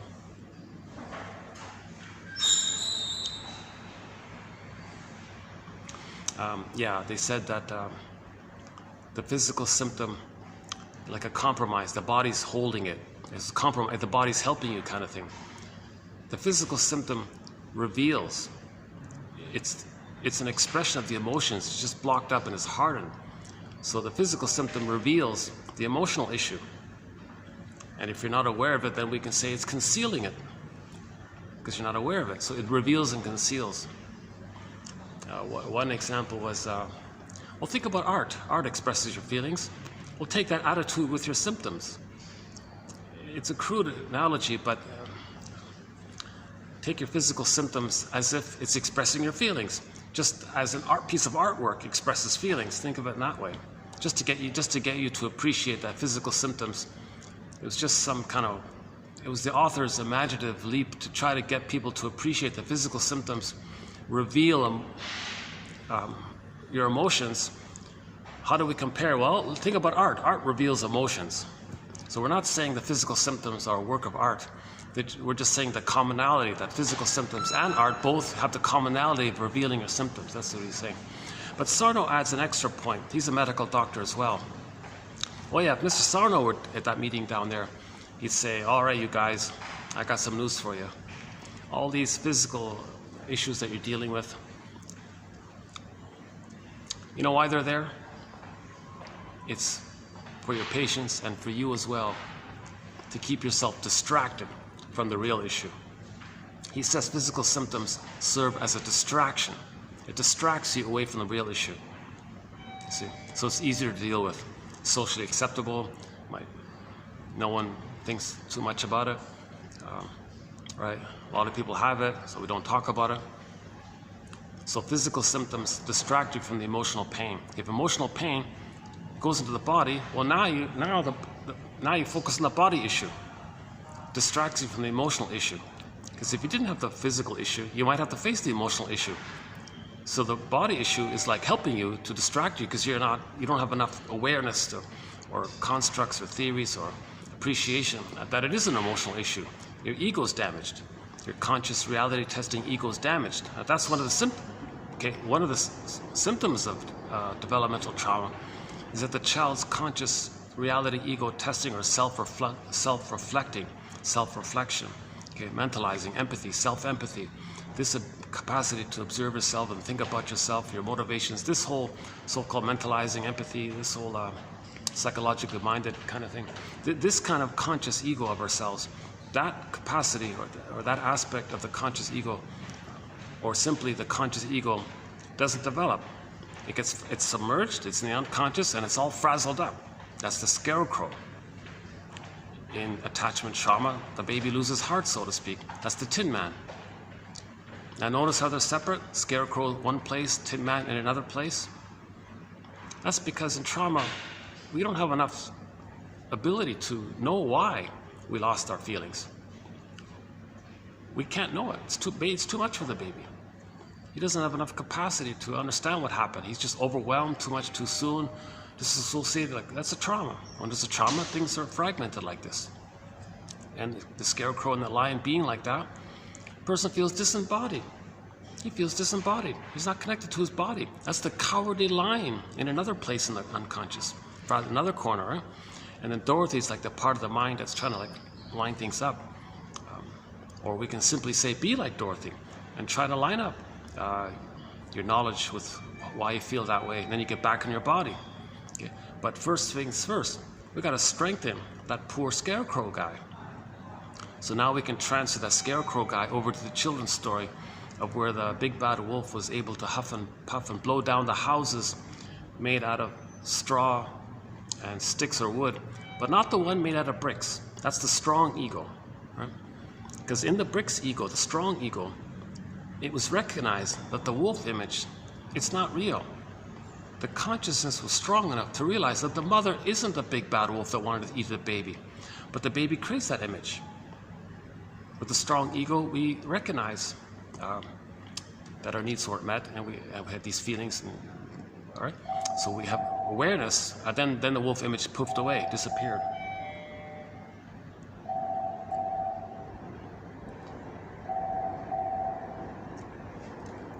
I'm trying to think of something funny to say with the phone ringing. Huh?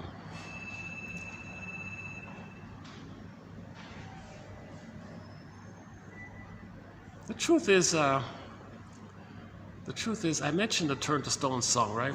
ELO. They also have another song called Telephone Line. Not a very good song.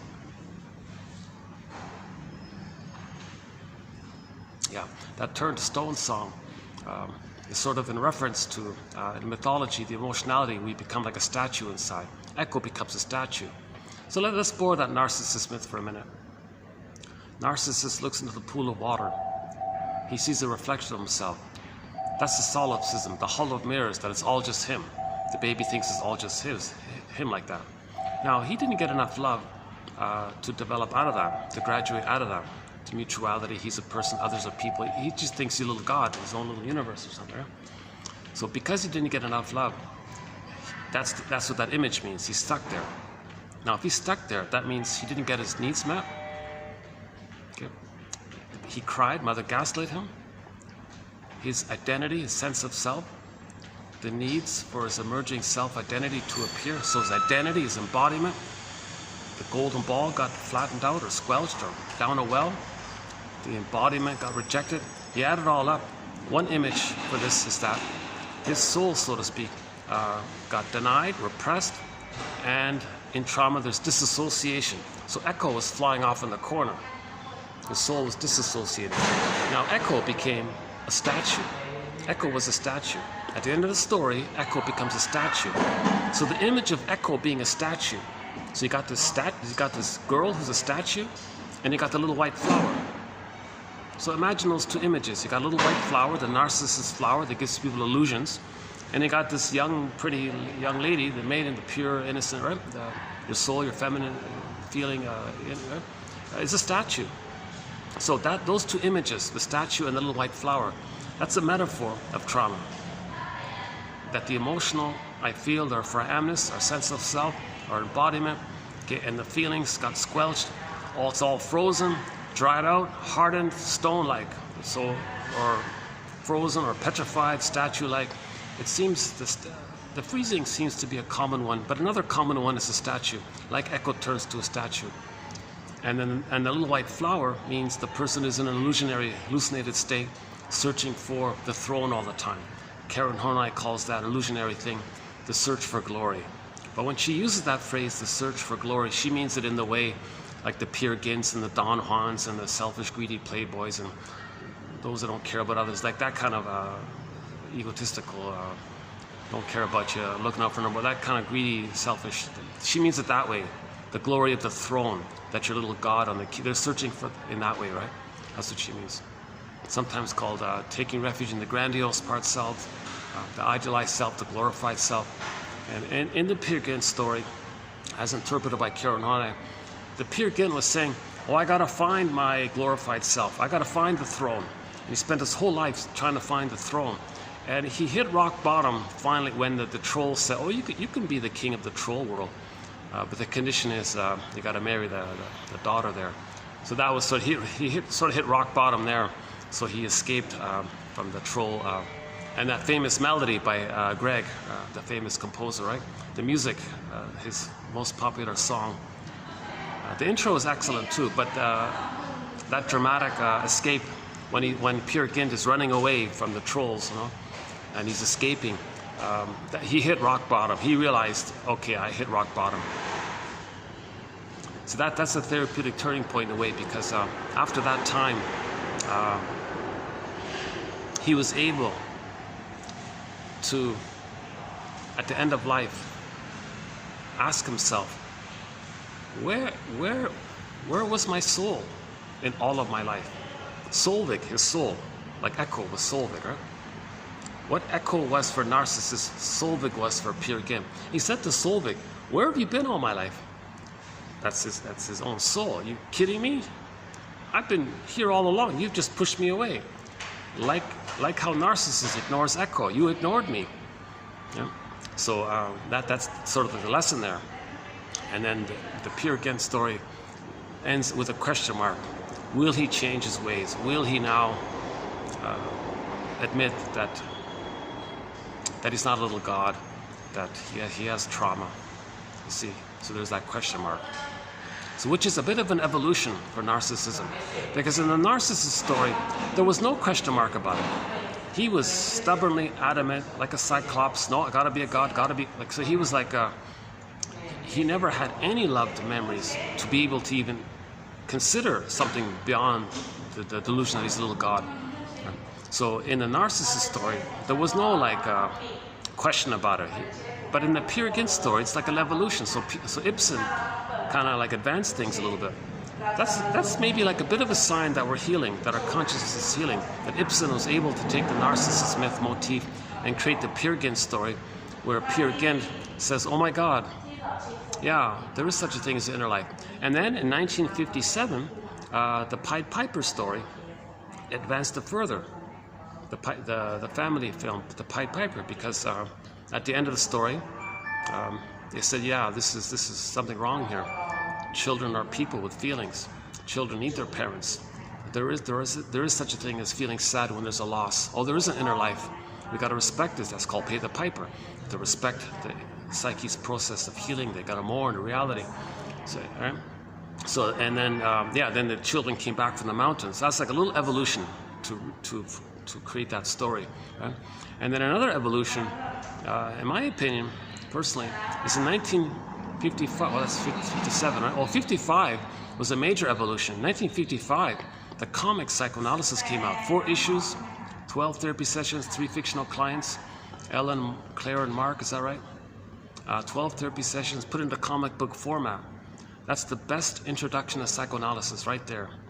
The comic Psychoanalysis. It got redigitized in 2020. February 26, 2020. That comic got redigitized. Dark Horse Publishing. Well worth, let's see, 4 times 5 coffees. You got to buy 5 coffees for that. For 1001 Windmills of the Mind, just buy 1 more coffee. You can get 1001 Windmills of the Mind. And then, so 57, that one. And I think another major step, of course, all the literature that came along, the boom in psychoanalytic literature, right? In the 50s, 60s, 70s, 80s, 90s. And then another major boost, my personal opinion, is 2015, when the Disney film Inside Out came out. That's a huge, like vivid boost of the recognition of our inner life. Joy and sadness got zooped away. What was left? Anger. Fear, the first stress response for the baby's fear. But how does the baby escape? Where is he going to flee? I mean, flight, sorry. Fear character means the flight. Where is he going to go? Where's the baby's being misattuned by the mother, malattuned by the mother, not around. Where's he going to go? So at first he's afraid. He'd like to go. He'd like to get out of there. He's getting stress hormones to flight, but how can he flee? So then he gets overwhelmed to the anger. Right? So mainly anger's at the console. So that's very vivid. Joy and sadness represent our feeling self, our golden ball. It got repressed. Went up the tube, twirled around, went into the non-reporting brain, and they're lost in Never Never Land, in Alice in Wonderland, in the primary process mentation. All that was left at the console for the person was mainly the anger character. Okay? Now, Althea Horner makes a valid point. She said there was some of these self-help money-making scams where people would pay money to go to a self-help seminar or something. And they said to them, "Oh, here's a pillow. All right, just hit the pillow. There you go. Feel better? Give me your money." Okay, it's nonsense. Shall I compare thee to an onion?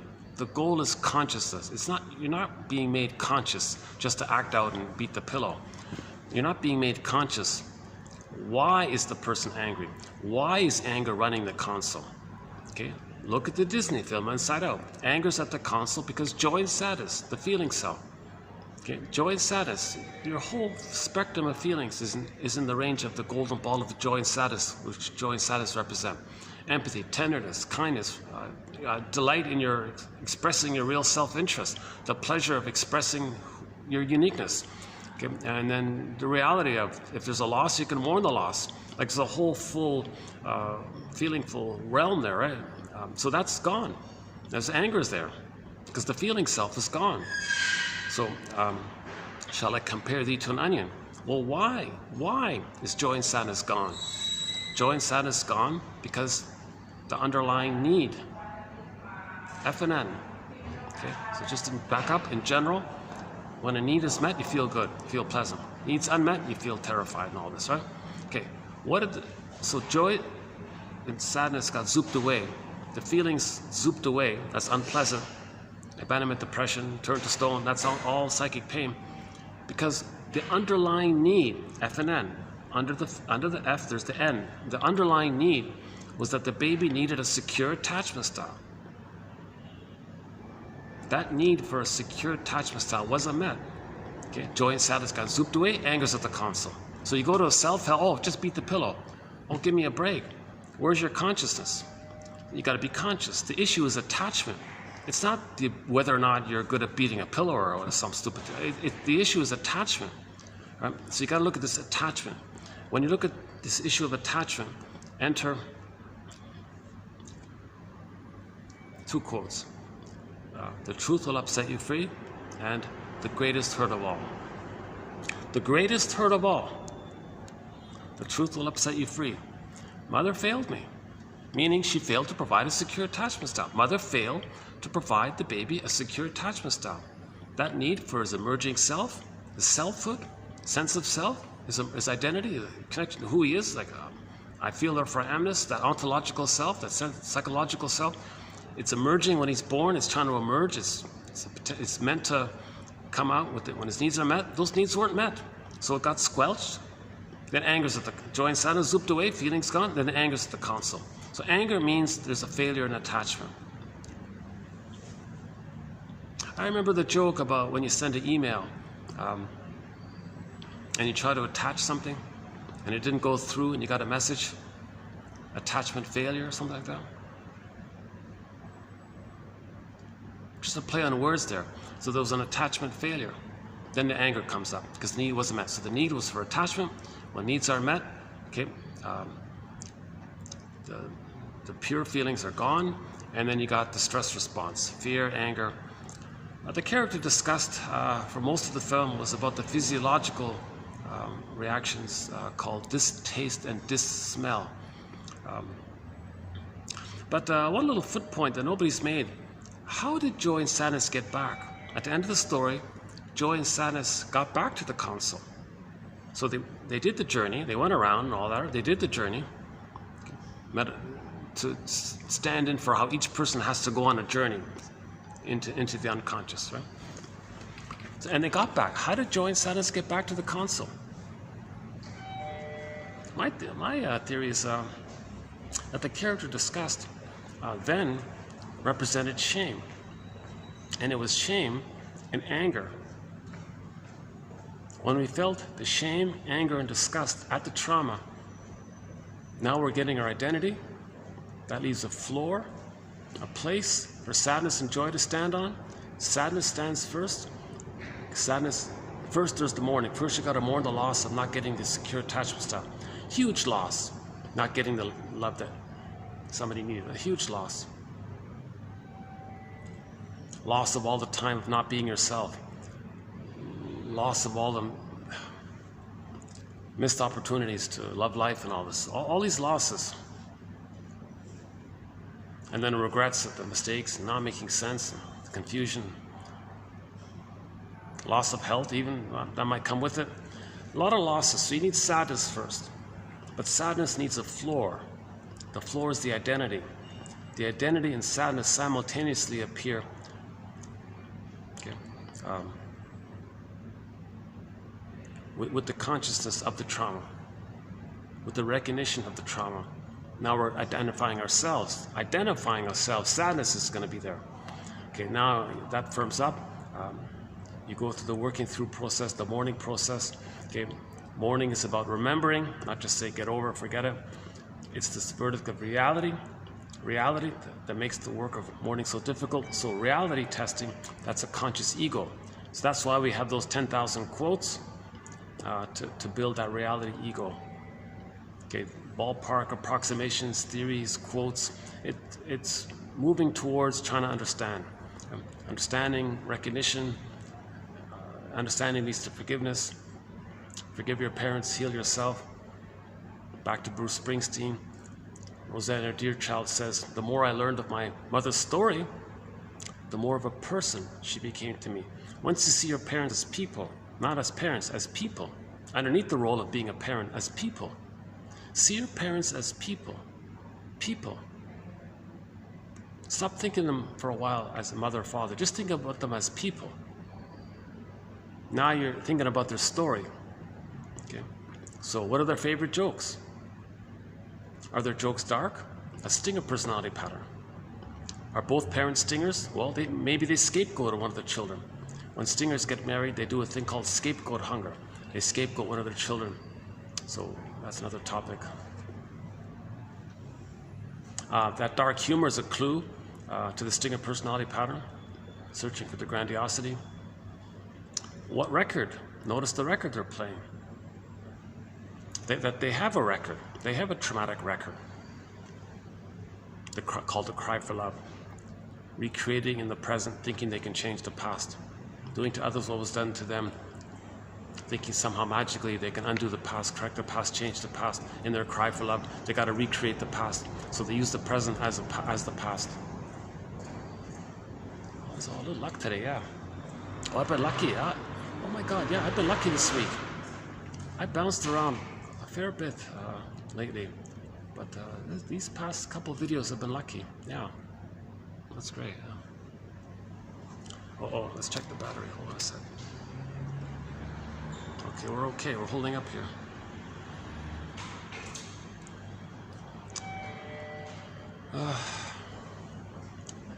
Well, I'm wondering about doing the 48 symptoms now.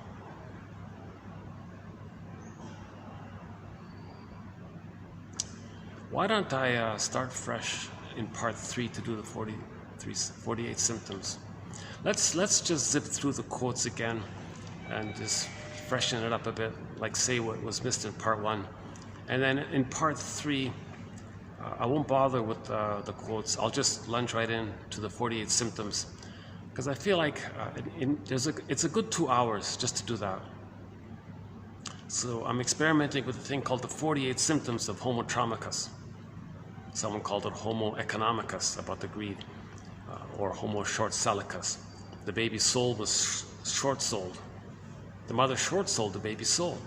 She got some benefit by hurting at the child's expense. Baby identifies with the aggressor, short-sells the planet to be loyal to the mother trying to save her. And we got 48 symptoms like this, and I try to go through them a bit. Plus, it's going to start to get, what is it? It's going to get dark here quick anyways. And about an hour it's going to get dark here anyways. All right, oh, and tomorrow's Friday. Yeah, okay, why don't I, let's go down to the quotes, and we'll do a part 3. And I'm going to start off in part 3 with the 48 symptoms. Because then I'll have the back thought that in parts 1 and 2, I gave some basic underpinnings for the symptoms. You see, that whole thing about the 48 symptoms, without some foundation, it sounds too airy, or it sounds too frivolous, or so we need little threads to the ground here. Okay, let's speaking of let's do that. All right.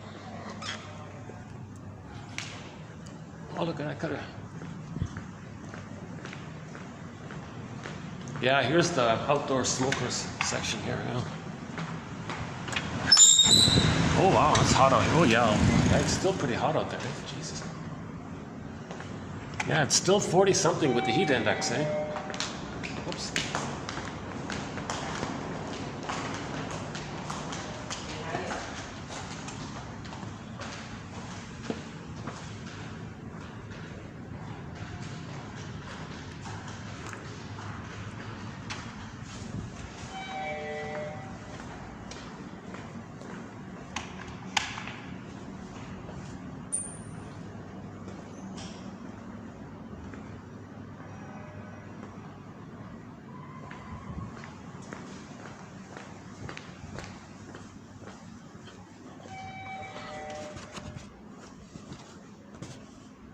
Let's just straighten these pillows out. All right.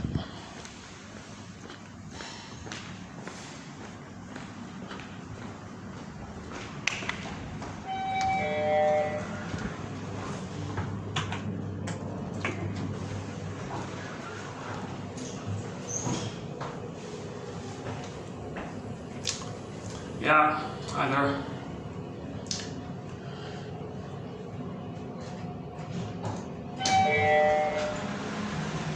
We're okay here? All right.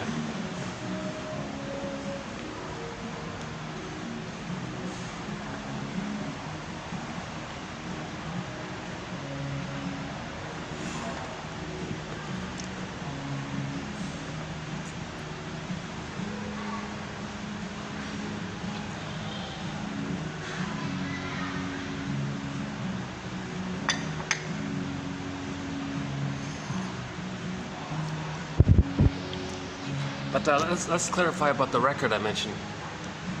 It's in part 1, but just quickly again. Neurosis is the petrification, the freezing, the setting in the neural pathways. Okay? The baby lays down neural pathways by the interaction with the mother. Human connections lead to neural connections. As above, so below. And then later it's going to be inside out. So the interpersonal leads to the intrapsychic, which then shows itself, reveals itself later on with others, then inside out. As above, so below, and then inside out. The interpersonal leads to the intrapsychic, which then expresses itself, reveals itself, shows itself by the power of the inferring mind. So we got to identify the inferences that the non-reporting brain, the inferring mind, the unconscious mind, the repressed self, the secret self, the one who walks with us, who's not like us, who is us. This soul, this whole, one guy calls it the new phrase, the id self. Yeah. You got the I self, it's your consciousness. Then you got your unconscious big self, the totality of it all, right? That's the iceberg metaphor. So the iceberg metaphor, you got your consciousness, that's your I self with a small s. And then the whole thing, the whole block, the totality of the iceberg, that includes the consciousness. He calls it the id self with the big S, which includes the I self with the small s. So his point was, this is, Charles Raycroft, yeah. So that's coming up in the next video. Oh my God, I just discovered it this morning. An actor who's interested in psychology. He uses his acting voice to read self-help books. He did a couple of them. One of them is Charles Raycroft's book about dreams. So he does a great job, yeah. Oh my God, I hope he can do more like that. He does siblings. He does Robert Bly's Sibling Society. That's how I found him. He reads, this guy, forgot his name. He reads Robert Bly's Sibling Society on YouTube. And a month ago, he read Charles Raycroft's book about dreams. Just a short little book, about 2 hours long. So yeah, so I looked at the print this morning, and Raycroft asks the interesting question. He says, "What do you say in the morning? Do you say, 'I dreamt such and such,' or do you say, 'I had a dream'?" If you say the first, "I dreamt such and such," is that I the same dreamer who gave you the dream? So who's the dreamer? Like when you say if you say "I dreamt," what are you talking about? Your consciousness? It's more than that. When you get a dream, it comes from not your conscious I. It comes from your unconscious self that knows your consciousness, and there's a big power about it all. So what do we call that I? He calls it the id self. Like id, meaning all of the energy in the unconscious called the id, dash capital S self. And that's like that's like the whole iceberg. In other words, the whole iceberg is the dreamer that gave you, the little I self, the dream. Right? And the whole iceberg knows you. But you don't know the whole iceberg. But the iceberg knows. But the whole iceberg knows the tip. But the tip doesn't know the whole iceberg. So our consciousness doesn't know the whole, all of us. But the all of us knows the little, in the unconscious, knows the conscious part, right? And it's the all of us part, the bigger part, that's in cooperation with the big spirit of nature and what causes trees to grow and what causes planets and the suns, like the whole forces and leaves blossoming and flowers blossoming, and like that whole power of nature and all. So it's connected to that, right? So the iceberg's connected to nature, innate drive for healing, the mystery about that. That's like getting a message from the spiritual world or something, right? So it's John A. Sanford says, when you get a dream, that's like a letter from a powerful fill in the blank. Call it what you want. If you get a letter from God, let's say, that's his example. He says, he puts it this way: if God sent you a letter, don't you want to read it? That was his way to convince you to interpret your dreams. It's like getting a letter from your soul. Okay, dreams are language of the soul, or dreams are messages from the great spirit that's trying to heal you. The great, powerful, grand spirit out there. The Wakon, what's it called again? Indigenous people call it the Wakon something. Wakonda, hold on. Wakonaka? Wakon something, I forgot. I'll look it up tonight, yeah. He says, if the great, powerful spirit out there, the great spirit that makes everything unique, the great spirit that makes every little star a little unique,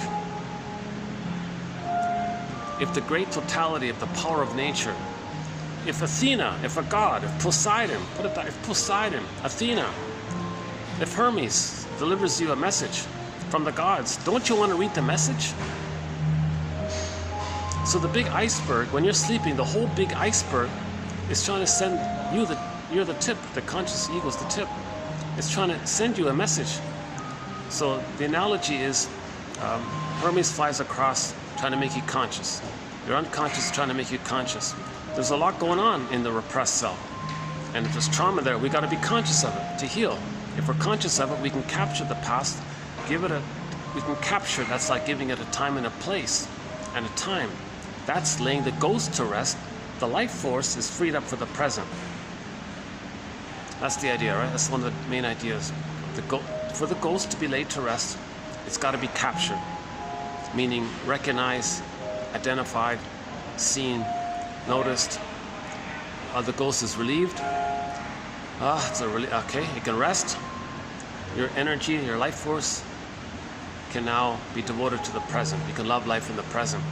The TV show Heck Ramsey, the lady said, Heck Ramsey's girlfriend said, the past is to be remembered, not lived as the present. That was her pickup line. Huh? I think she was trying to woo him, or the other way around, I forgot exactly.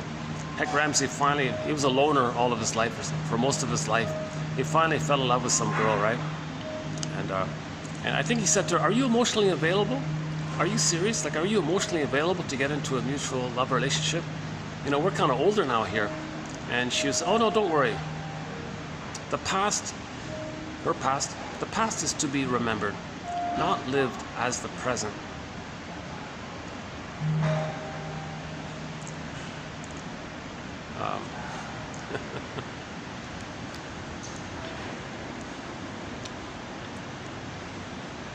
Yeah, the episode about the feather is very good. The one about the feather. The mystery of the feather. Yellow feather, green feather. Something about the mystery of something feather. That episode, that's a very good episode about indigenous people. I loved how Heck Ramsey stood up for the indigenous people against that ignorant sheriff guy, young sheriff guy or something. That was one of the best, most memorable scenes, is that one there. In all of TV history, that's one of the best scenes, in my opinion. Heck Ramsey, starring Richard Boone.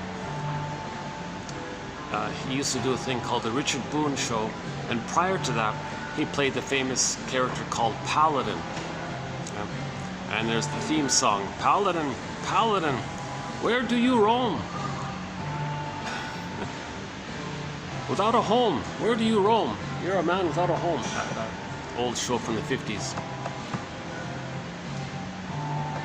That actor did 3 shows, right? The Paladin character show, the Richard Boone show, doing theater on stage. The memorable one is this episode called The Stranger, about religion, analyzing the psychology of religion, that one. And then late in life, at the end, he did the Heck Ramsey, like an old wizard, wizened, like an elderly wise sheriff guy, right? Mentoring some young, arrogant school kid or something. And that arrogant kid, that bratty, arrogant kid, made a very arrogant, crude remark about indigenous people, and he got enraged. I loved it, yeah.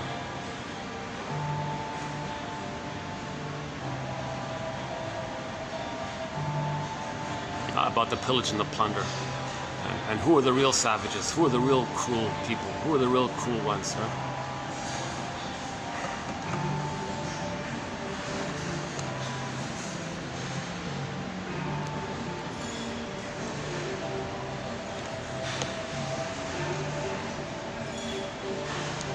Oh yeah, he said, I don't want to believe it.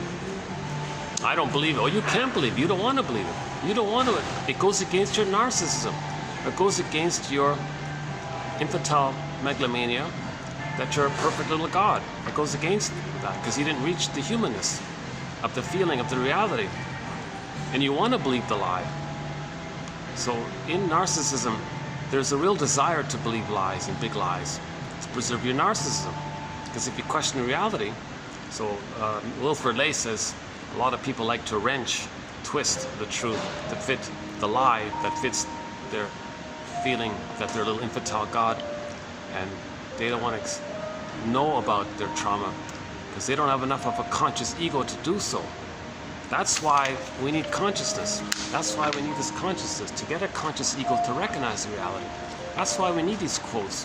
That's why we need the Know Thyself movement, the self-reparenting movement, the inner child movement, the psychoanalytic movement, okay? The Know Thyself movement, the mental, emotional, spiritual hygiene movement, the self-help movement. Other phrases for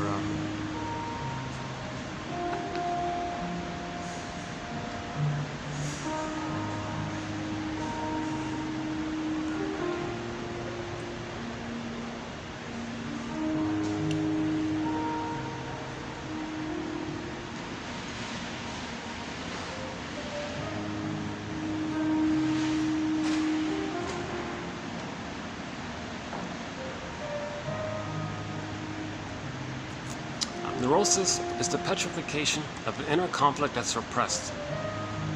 The child has a huge inner conflict. He had those needs for his identity, his emerging self. The needs weren't met. As a signal, signal that his needs weren't met, he was crying. Mother gaslit him, double insult. Misattuned to his needs, ignored his feelings and his cries around it. Double insult, turned to stone inside. The conflict's still there. But he's afraid. The wish and the fear, that's the conflict. It's repressed. It's pressed on a 45. That memory, that conflict is pressed on a 45. Let's call it the cry for love. It's unconscious. There's only one song on there, that cry for love. It makes a person neurotic because in new situations, they only see that record. Neurosis is the petrification of an inner conflict that's repressed. Every neurotic is a music enthusiast, but he only has one record. He carries this one record with him everywhere he goes. Every time he sees a turntable, he spins off that tune. He recreates, relives, reenacts what caused that tune, what's on that record, because it's still in the past. The baby doesn't understand time. His pain is infinite, timeless, no time. The present's still the past. The present is sometimes called the presenting past. These people who say never enough, in our symptoms, in the 48 symptoms, which I'll do next time, one of the symptoms is never enough. When they're greedy, their slogan is, it's never enough. The infantile yardstick is that they needed the perfect breast mother. They never got that. That's the yardstick for the present. Nothing in the present is the past breast mother that was needed. No time machines, you can't go back. Nothing can be, because you're not in the past, but emotionally they're in the past. So they're carrying the yardstick, the infantile baby yardstick of the past into the present, applying that in the present, comparing it to what was needed in the past. But the present isn't the past, it never works. So that's why they say never enough. They can be greedy and envious and greedy and grandiose and schadenfreude and cynical and number one, all their slow, my greedy. They can have all these quote-unquote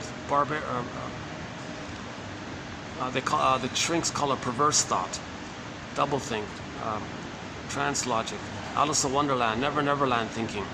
That whole up is down, down is it's called primary process mentation. Primary process mentation, the mentation that we see that's in the dream world when you're dreaming at night, or the myth and fairy tale world.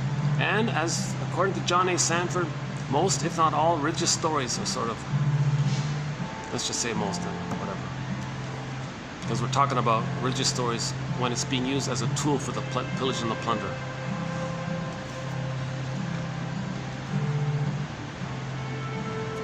Every neurotic is a music enthusiast. Of course, everybody wants to love life. As Preston has his song. We want to love life. If we're not loving life, then we're stuck in the past crying for love. The present is still the past crying for love. The trauma clicks in, the attempt to get out of the trauma, but there's no time. So all time is that time, but we're traumatized, clicking in the repetition. That's the engine of the turning the record all the time. It's like a compulsion. Some people say, can't help myself kind of thing, right? So in the new situation, they're going to recreate that cry for love in the present. So the present just becomes a metaphor, a staging thing, a psychodrama thing, an as-if thing. Masterson calls it transference, acting out, because you're going to transfer the past into the present, and like actors, acting out, you're going to act out the thing. So in the acting out, called the reenactment, okay, new edition, reenactment of the past, there are two forms it takes. Very important theory here. And this will tie in with identification with the aggressor, one of our codes. In the new situation, those who develop a stinger personality pattern. So for those with the stinger personality pattern, narcissistic, bully pattern, Iago pattern, down the list, okay? In every new situation, they look at the record. What does the record say? Mother shamed them. Now, in the stinger personality patterns, what happened was they can't know the pain of what the mother did to them. So as a defense against that pain, to protect themselves from that pain, that's why it's called defense mechanism. You're defending yourself from your mother and yourself even, to a degree. So as a defense mechanism, you see your unloved self, your shamed self, your false belief that you're defective and no good and all this. You see that, your own self, your own wounded soul, you see it onto others. So others can have your soul, so to speak. And in the meantime, you revert to the grandiosity, and you've identified with the aggressor, to have a mother, to be loyal to her. So you got to save her, thinking by imitating her and being loyal to her, you have the ongoing attempt to save her. Your ongoing attempt to save her by imitating her is your attachment to her. And it's addictive, it's gleeful, you're one with her, mother complex, etc. So in the new situation, the record says mother shamed them. In the new situation, they play that record. The compulsion, they're going to play that record with never-ending fiery ardor. That's the compulsion. They're going to spin off that tune. Every neurotic is a music enthusiast, but he only has one record, which he carries with him everywhere he goes. Every time he sees a record player with never-ending fiery ardor, it's a compulsion. He spins off that tune. So he looks at the tune. On the tune it says mother, two characters on the record. Mother shamed him. But in the stinger personality patterns, they don't play themselves. They see themselves already onto others. Others can have their wounded self, wounded soul. They reject the humanness, emotional realm. They reject feelings, trust, tenderness, kindness, empathy. You're a fool, you're an idiot. It was so hurting them to not feel that pain. Others can have it. It's still there, but others can have it as a distraction trick to not feel it as with them. So they, in their fantasy, see their own wounded, unloved self onto others and say, others are no good. Others can play them. They'll play the shaming mother. It's safer. I mean, it distracts them from the pain of mother hurting them if they play the shaming mother. So they forget about themselves. They're just going to play the shaming mother. So the record says mother shamed them. Oh yeah, some of this new music, a little familiar, huh? Oh yeah, a lot of this is copyrighted, but YouTube lets it through. It says copyrighted, but it doesn't block the videos. That's okay. Yeah, last time I was here, like a whole list of songs, there were like 10 songs, copyright. So most of this is copyrighted, but it's not. It's sort of midway, like they don't block your YouTube.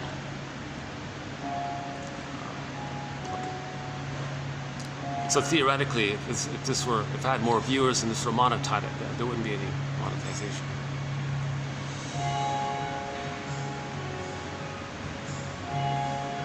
Okay. The record says mother shamed them.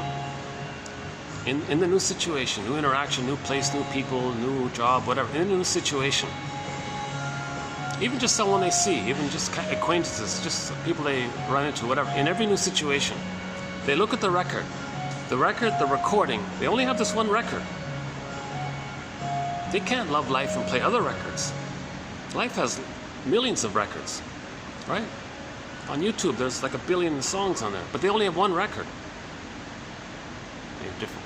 Takes different varieties, I guess, but just the basic record, right? Mother shamed them. They look at the record. The new situation says mother shamed them. Well, they already see themselves onto others, and they have identified with the aggressor. So in the new situation, they're going to play the role of the shaming mother who shames them. But they already see themselves onto others. So in being loyal to the record, to replay the record, they play the shaming mother who shames them. But them is seen onto others. So the behavior is they're shaming others, thinking they're shaming themselves, thinking they're being loyal to the mother who shamed them.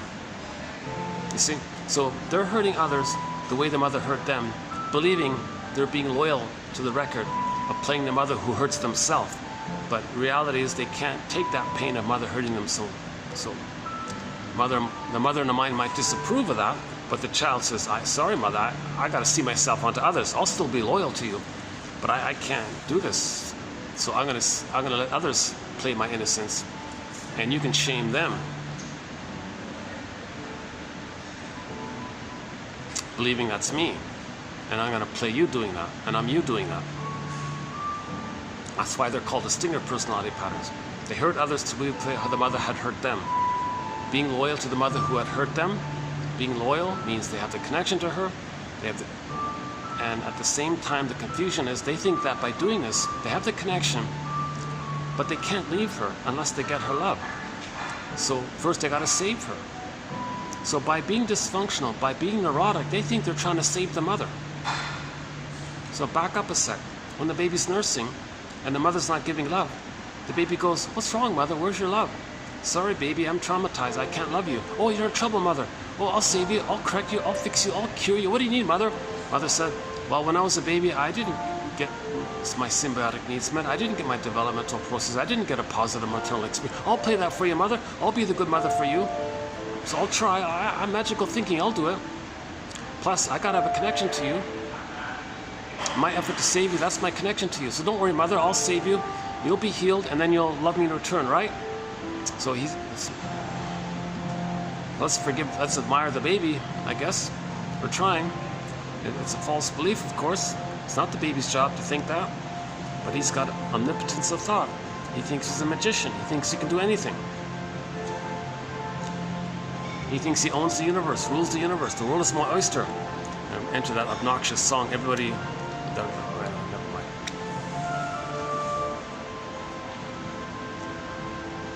Okay, so that's why they're called a stinger personality pattern, because in a new situation, they find other people see their original lost, wounded soul into them, so that when they replay the record, they shame others to distract them of the memory of how the mother hurt them. Now, hocus pocus, auto-hypnosis, double focus. When they hurt others to replay the record of mother hurting them, they're going to feel on some level the memory, the stimulus, the triggered up reactivity of the pain of the original time when the mother hurt them. Now they're feeling pain. They hurt others, but they feel pain by, they're remembering now the pain, the original pain that the mother gave them. So now they're feeling pain. But so what do they do with that pain now? Hocus pocus, auto-hypnosis, double focus, they'll flip it around. In Alice in Wonderland, topsy-turvy world, they'll flip it around. They'll say that the one they just hurt is the mother who hurt them in the nursery. No time. Alice in Wonderland, Never Neverland. Okay? It's different in the primary process mentation. It's mad in there. The cat, the Cheshire cat, it's mad in there. Right? So they hurt somebody in the present. They feel badly. They remember the pain of what the mother did to them in the nursery. Now they say that the person they just hurt, the victim, is the mother who hurt them in the nursery. They don't care about time. That's them being loyal to the mother, because they're still trying to save her. They don't want to blame the mother because they are the blaming mother. They don't. The idea of the trickster energy or the puppet master is that this restaging is like a theater thing. It's like a mirror to look into. It's called the inferring mind, and our consciousness has to make the inference that what we're doing to others is what our mother did to us. And one of the best quotes is from that lady who wanted to have a baby. She said, wait a minute, before I have this baby, let me see the analyst. So she went to I guess she had the funds, lucky her. She had the funds, and he said to her, oh yeah, you're showing me what your childhood was like. What do you mean exactly? You're letting me know what kind of mother you had and how it felt being with her. Go on. You're putting me in the role of you, and you're playing her, and I feel a tug and a pressure to maybe feel what maybe you felt with her. And she kind of she got it and weeped about it. She got it because she recognized all that time she wasn't herself. So she mourned the loss of all that time when she wasn't herself. All that time up until that point, she was the mother. She wasn't herself. So she mourned the loss of herself, put it that way.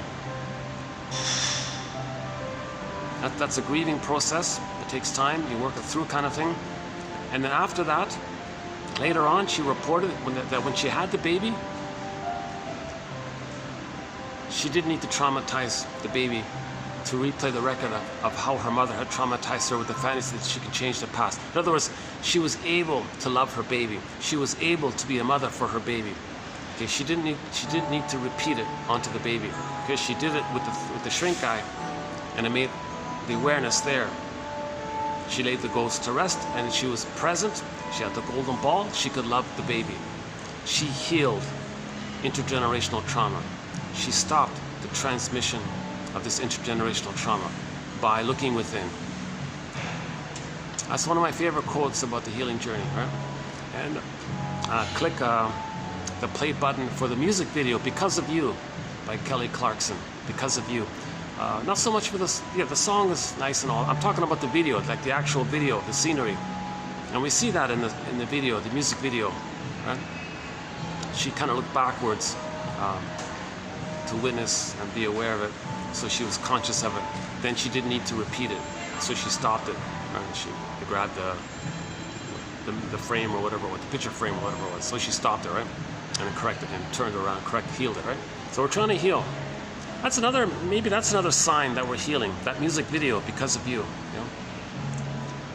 And even Alanis Morissette has that song, Empathy. The music video for Empathy. It's a little weakish, but the idea was there. It's okay. She has a song called Empathy, right? She has a song. I recommend the live, not the studio version. The studio version, no, it's awful. The live version of her song called Praise for the Vulnerable Man. Praise for the vulnerable man. Praise the guy who says, I want to be like Orestes. I want to be like Odysseus. I want to find my psychic house called the soul castle within. I want to do the self-reappraisal period. I want to face the greatest hurt of all. That's the true hero's journey. Joseph Campbell calls this the true hero's journey. Chinnen, to avoid the confusion, calls it the second journey in midlife. Midlife examination period. And Chinnen selected 50 fairy tales that kind of focus on this point of the midlife journey. So his fairy tale collection in 4 books called Once Upon a Midlife. He calls them middle tales and elder tales.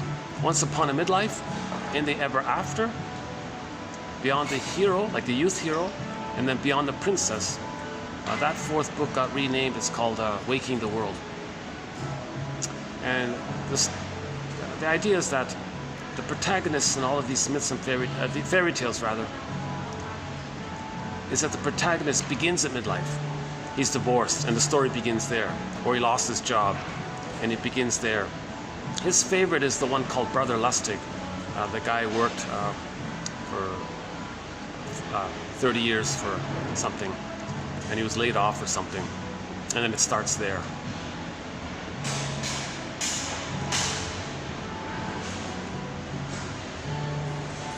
You know, that one for ladies, all 4 books are for everybody.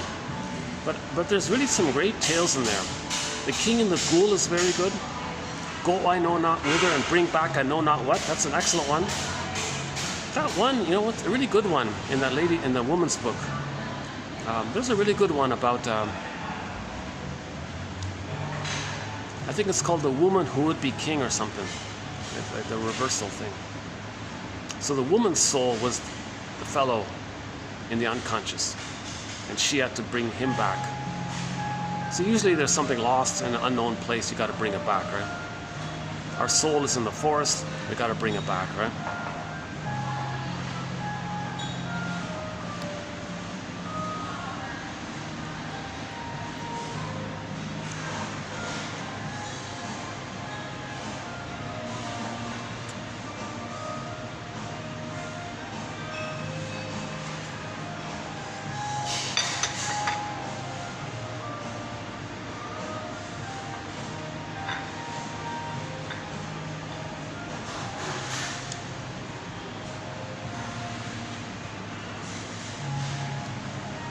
Okay, there's a whole body of material about distinct personality patterns.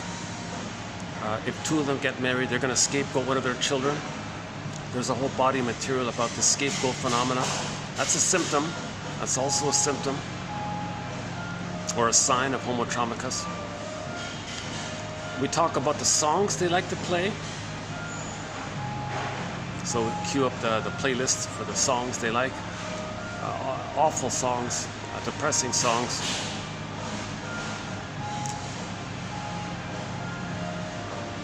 One of them was playing in one of the hotels last year. It was driving me crazy. I had to walk away. As a youth, I heard that song. It's part of the Pillage and the Plunder to brainwash people with those negative lyrics. So songs with very sadistic lyrics or very sarcastic lyrics, or with barbaric slogans like "My greedy, your greed." Yeah. So one of the slogans of distinctive personality patterns regarding their greed is that they think if they're not going to be the hungry wolf, remember the mother is made into a hungry wolf, right? The baby who's traumatized takes the breast image, infuses in his rage, sees his rage into the breast image. So now the breast image is morphing into an enraged entity. The baby's unmet need ended up with oral greed. Oral greed. Now that enraged entity is a devouring monster who wants to eat him.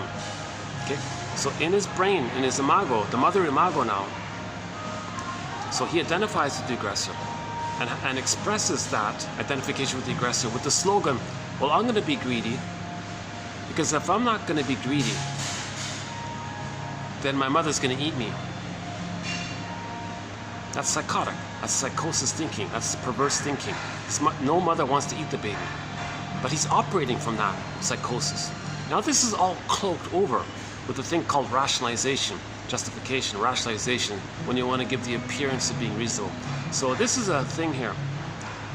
Our surface behavior, people don't look psychosis, but they're doing psychosis things, but they don't look it.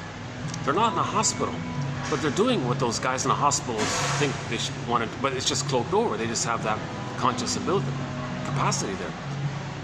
But they're really not much different from the people in the hospital in terms of what they're trying to do and all that. So their slogan is "My greedy, your greed." Okay. So they'll project the hungry wolf onto others. Like the original setup was they were the hungry wolf, right? They're going to be the mother. So if they're not going to be the mother who eats them, they're going to be eaten by the mother, which they project onto others. So they're going to say, "My greedy, your greed." So that's a psychotic, perverse thought of distinctive personality patterns. And then they say, "Never enough, never enough." So somebody's greedy and greedy and greedy. It's not enough. Enough's enough. Come on, enough's enough. What are you doing? It's not enough. You got $10 trillion. You got 1,000 castles. You own 100 planets. So it's not enough. Never enough. Never enough. Never. They're like enraged. Never enough. The yardstick. They're enraged. They're coming from the emotionality of the baby at the breast, enraged that the breast is not there for the baby. Never enough. Mother, where are you? He's not there. I gotta have it. Enraged. And he wants to control the breast, devour the breast, possess the breast. He has this oral, hungry, wolf-like greed. And he never gets it. So he's trying again and again. He gets a lot. He rejects it. No gratitude. Can't accept it. He's looking. The yardstick is that the perfect, blissful breast that he was missing. All babies need an extended paradise. Hence the importance mentioned earlier of the high importance of babies getting an extended paradise with their mothers from birth to 4 to 5 months. It's like being in the womb. Babies need an extended womb-like condition.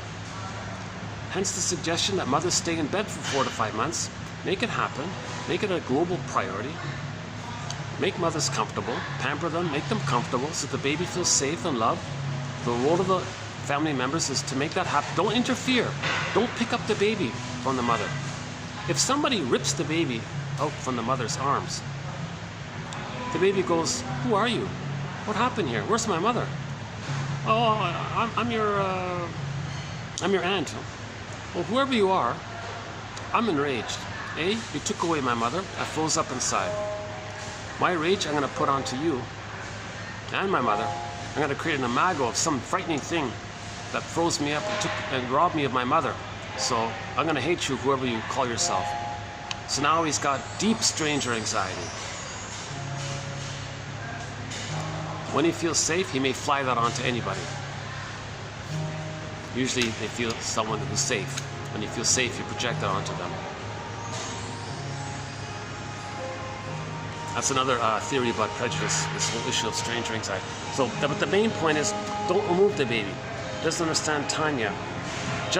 Again, play the song again. Just the two of us. We can make it. Just the two of. Actually, in this hotel, downstairs. One time I was here. Yeah, there's the mic. Yeah, she's gonna come on later on. Yeah, where that lamp is there. There's a young lady with a guitar and a little techno keyboard thing. She actually played Just the Two of Us. Yeah, one time I was here. That was the opening song, Just the Two of Us. And then she played Elvis Presley song. Don't Be Cruel, right? The partner in the present that you fell in love with, that you transferred into the... Okay, that's a whole topic about that. Should we do it quickly?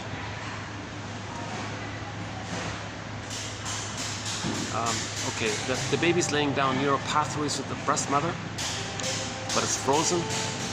Brody calls it unfinished business with the mother. He's frozen there. He didn't get his needs met. The neural pathways between him and the frustrating breast mother are laid there. He's waiting. Now he's waiting. No time. No time. All time is that time. So if at any time he bumps into somebody who has a similar psychology to the mother, it flares up, that wiring with the mother.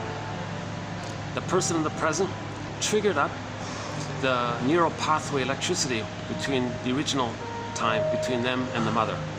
Okay? So the person in the present triggers up the excitement of them and the timelessness of when they were one with the mother. Now they transfer that mother in the past in the nursery, see that mother in the nursery as an emotional reincarnation in their fantasy into the partner. The partner is seen as the breast mother in the past. It's called transference love. Now, sometimes it's love at first sight, because you see them, your unconscious recognizes, hey, that person has a similar personality like my mother. So instantly, oh wow, what's this? You're spellbound, bedazzled. You're back at that oneness. And you're this blissful, excited place. Can't live with you, can't live without you. Now we can play Barry White's song, you're my first, you're my last, you're my everything. If there's trauma with the breast mother, the person, puppy love in the present, infatuation in the present, okay, romantic, passionate, love at first sight in the present. Okay. That's a continuation of the babies with the breast mother. So you're saying that to the person in the present, you're my first, you're my last, you're my everything. If there's trauma, that breast mother is the first, last, and everything. You transfer that to the partner. In that Barry White song, oh, you're my first, you're my last, you're my everything. You're talking about the unresolved issue with the mother. So, the partner in the present cannot correct what happened in the past. No time machines. It's not going to work. Plus, you're not seeing that person for who they are, so they feel ignored. So they're going to get tired and give up. Then you say to them all the things that as a child you wish you could have said to the mother. So now you say to them, don't be cruel. Why are you so cruel? You turn me to stone. You're such a heartbreaker, such a fluschwieger. You're a betrayer. You're a cheater. You're a liar. You're a storyteller. You're a faker. You're a con. And so on. All these negative things you're saying about the partner who betrayed you and cheated you and lied to you and all this. Okay? Morton Keeson says, take it to the source. The reason you are attracted to that person is so that you can know how you originally felt with the mother. That's the inferring mind telling you, and the trickster character in your unconscious helping you to know what happened in the nursery so you can mourn the loss and know the truth. The truth will upset you free, but you got to know the truth. So you choose somebody in the present that reminds you of the mother, that helps you to know the truth with the mother. So you don't need to blame the person in the present too much. They don't cause that kind of hurt. They don't make you turn to an emotional statue inside. They don't betray you or cause that kind of primal pain. They don't cause any of that kind of stuff. Right? Actually, ironically, you can, in a way, you can almost thank them.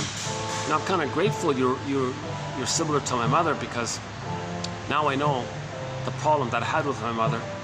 And we had a quote from a month ago where a guy said, you know what? I think my inferring mind, the ghoul, the trickster, the ghoul and the king, the id self, the iceberg, Athena, Poseidon, okay, the myth, powerful, mysterious force. I think what he said, the client said, I think my puppet master is helping me by letting me realize that I need to stop with this infantile fantasy of getting mother's love. Because if the partner is the mother, and that partner is just like the mother, and you know the mother didn't offer it, and nobody in the present can invent the time machine to correcting and have in its place a proper mother, and that's impossible. So you got to give it up. It's not going to happen. No matter how you twist it around, you're not going to get it. Never. It's now so give up this yardstick. Never enough. It's never going to happen. Now, without consciousness, a person's going to play that record again and again and again. Okay, and at end of life, they become a bitter, grumpy curmudgeon, and they may say things like, and they'll have a very negative attitude towards life. It's very bleak, sort of nihilistic philosophies. So just think about and every little thing irritates them. They never mourn losses. They never went on the second journey. They never went on the hero's journey or the midlife audit. They were called to do so. When somebody in midlife told them, stop being about that could have been it. If yesterday's quote, if they see women as either mother or mistress, Actually, he used the word mistress in a more, and you don't recognize women in a feminine way, in a non-maternal or non-mistress way. Yeah, that's Wilfred Lay, yeah. I have to update that one. I think that was 63, wasn't it? Yeah, 2763. No, sorry, 2723. We talked a little bit about Wilfred Lay's theory about relationships. Some quotes there. I remember that day. I was really in a, I was having an off day that day.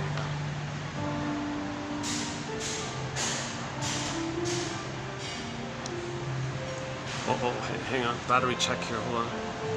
Okay, this time it's holding up here. Good. Okay. That's great. Okay. Okay, let's just round up the thing with the record. If the babies, an important thing about the single personality patterns, their emotional development is considered kind of derailed because they don't hold on to themselves anymore. They see themselves outwardly onto others. They don't accept it within. So their fixation is in a more primal place, and they don't want to bother with feelings in the quote-unquote more human side of being human. Empathy, reparation, care, tenderness, that hasn't really entered the psychological picture. They're mainly what they call a grievance collector, injustice collector. Vindictiveness is very strong. Okay? So they're bleak. They're kind of, they have negative. They're angry. They're angry. In the Disney film Inside Out, joy and sadness got zooped away. All that was left was anger. Right? Joy and sadness got zooped away because the baby's need for a secure, drum roll please, drum roll please, a secure attachment style. Okay, maybe I can ask her downstairs. Can you play a drum roll on your keyboard? A secure. Paging Dr. Bowlby. Paging Dr. Bowlby. One guy likes to. He has the joke that the whole planet, we're all in a hospital. We're all traumatized. The whole world is a trauma unit. Paging Dr. Bowlby. Paging Dr. Bowlby. He's the father of attachment theory. Okay, drum roll, please. The baby's need for a secure attachment style wasn't met. When the needs aren't met, okay, the golden ball goes, joy and sadness got zooped away, anger's at the console. First fear gets squashed and anger comes up. Fear gets pushed aside and anger comes up. And we even see in the Disney film anger would push him or beat him because it's the fear is too weak. The baby has no ability to run. The baby at the breast has nowhere to go. Where is he gonna go? He's in his mother's arms, right? Where is he gonna go? He's helpless, he's powerless, so vulnerable, so trusting, so delicately pure and fragile and innocent. And now he's afraid. Where is he gonna go? It's just pushed his anger. Anger leaps up. So anger means the attachment wasn't met. Back to Althea Horner. Anger is about attachment. Paging Dr. Bowlby, paging Dr. Bowlby. Okay, so whenever there's anger, paging Dr. Bowlby, paging Dr. Bowlby. Okay, pick up a book on attachment theory. Read about secure attachment style versus insecure attachment style. Okay, the attachment trauma is also known as insecure attachment style. Reactive, disorganized, unformulated, avoidant, anxious, and so on. All the various convoluted ways leading to false beliefs. Repetition compulsion, protective identification, coaxing others, still looking for a good breast, can't be done, making excuses, lying, searching for the grandiosity. You're stuck in this, we're not making sense anymore. Kristen Wilson says, if you're not in your body, you're not making sense, literally. And it's disembodied discourse that causes all of these problems and confusions. Enter the 48 symptoms of Homo traumacus. 48 symptoms of Homo traumacus, okay, comes about because we're not making sense, because we're not in our body. We're not in our body because our need for a secure attachment style wasn't met. If it were met, we'd be in our body. We'd be in our body. We all live in a psychic house called the soul castle. Odysseus got home. Ithaca. Penelope returned. Reunion with his feelings. Reunion with his feelings. reunion with his feelings. The baby had his feelings, zooped away, got back home, was reunited, reunion with his feelings. That's the healing journey. That's the monomyth for all persons who are traumatized. To be reunited with our feelings. We live to the extent that we feel. Feeling is the meaning, feeling, it's all about the feeling. That's all, we're all looking for the golden ball. The whole thing, the whole everything, we're looking for the golden ball. It's down the well. Robert Bly's interpretation is that when the princess asks the frog to bring up the golden well, his interpretation is that means facing shame. The icky, slimy, it's shame imagery, right? That's his theory. And if you admit the shame, you face the shame, the golden ball comes up, and then the anger, she threw the frog at the wall, and the frog burst into the prince. Shame and rage brings back the goal. We get home again, right? So in the Disney film, it was anger and disgust that helped. Remember, Joey and Sanders, they were flapping at the glass there. They couldn't get in. They were stuck. They were falling down, trying to get in, grasping, trying to get in. It was with the help of disgust and rage that allowed them to come in. You heard it here first. Nobody's offered this. Here's a real surprise on my end. I read a few of the essays by professors of psychology talking about Inside Out. Holy, wow. They really missed it. I think they really missed it. I think Pete Docter would be shaking his head. Because if there were more encouragement, maybe Pete Docter, the director, would create a sequel. I think that should be an ongoing, regular series. Inside Out 2, 3, just keep going. And then Pete Docter can train his proteges to keep it going. Keep that going. Get that image. Get it through. Excellent film. Inside Out. Hopefully there'll be a sequel. Hopefully Pete Docter will brush aside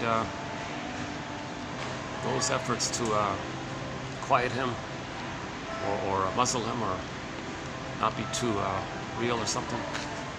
But he managed to slip one in. He got one good one in. That's great. They probably panicked and had a reaction. And, do some fluffier, just escapist. So literature can either be escapist or interpretive. I think Inside Out is more in that interpretive area. Most stuff we see or read is in the escapist area, right? A very good quote from, what's his name again? Okay, about a month ago, if you type in if you put in quotes in the search engine, interpretive literature or escapist literature, I forgot his name. It's a solo quote. It's like the one and only quote from that one author. That one there. We have a lot of quotes like that. Like a lot of excellent quotes. That's like the one-hit wonder for that author. There are a lot of one-hit wonders in this collection. A lot of one-hit wonders. A lot of classic quotes as well. Some authors have, sometimes we dedicate 3 or 4 videos just to one author. Guntrup was like that. We had like 3 videos on him. Yeah, several others like it. Yeah, Ogden was a couple of videos just on Ogden's work. And on certain topics, there'll be like a whole string of videos.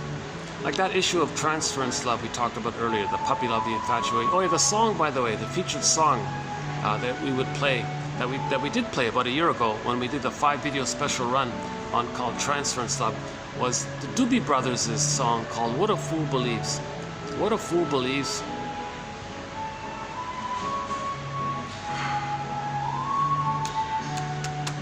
Imagining what never was, what could have been or something. What a fool believes. Imagining what should have, I forgot the line. Imagining what should have been. Thinking what should have been there could be here now or something. What a fool believes. You can't get the past lived in the present. The past is the past. One-way ticket. Well, yeah, we play that song, One-Way Ticket. It's a one-way ticket. Once the baby lays down those neural pathways, that's a one-way ticket. You can't still think you're there and still trying to get what you can't get in. It's set. Some people call it fate neurosis. No, it's just a traumatic script.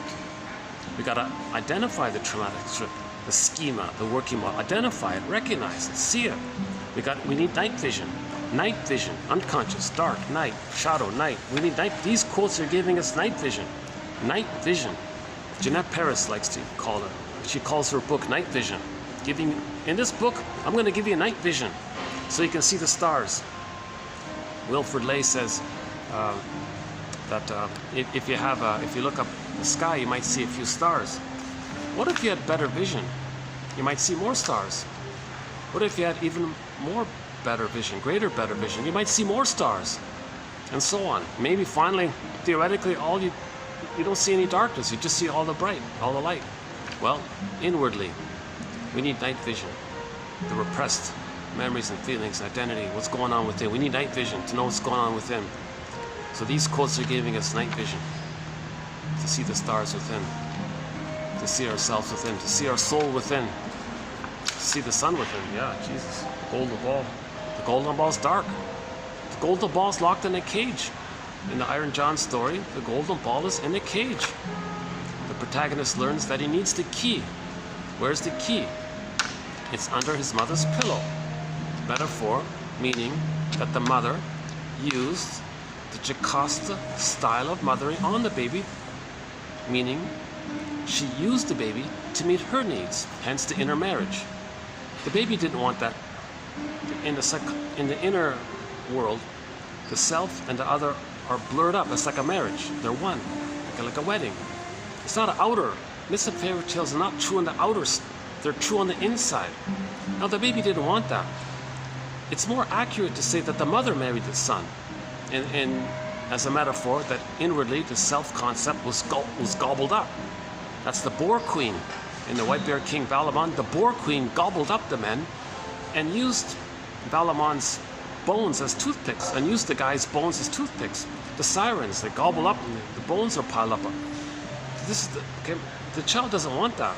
What this is, put wax in his ears. He tied himself to the mast to resist it. He doesn't want that. But the mother wants it greatly. That's her oral greed. That's her oral hunger. She identified with the hungry wolf. So she's eating. So if the oh, hang on a sec. Let me get out before they start their dinner thing. Okay. Yeah, let me finish soon. Yeah. When the first guest comes, maybe I'll leave.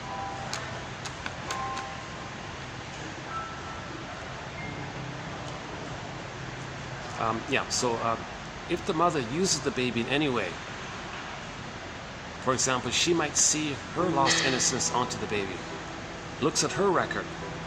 She plays the shaming mother who shames her, but she sees herself into the baby. So seeing herself into the baby and being loyal to the record and replaying the record, and her playing the shaming mother and her seeing herself into the baby, the behavior is she's shaming her baby, thinking she's shaming herself, being loyal to the record. So she's using the baby to meet her unconscious need, to have the fantasy that by replaying what had happened, that maybe she can change. Nonsense. Really, shaming her baby is somehow magically going to heal from what had happened to her back 20 plus years ago in the nursery? Nonsense.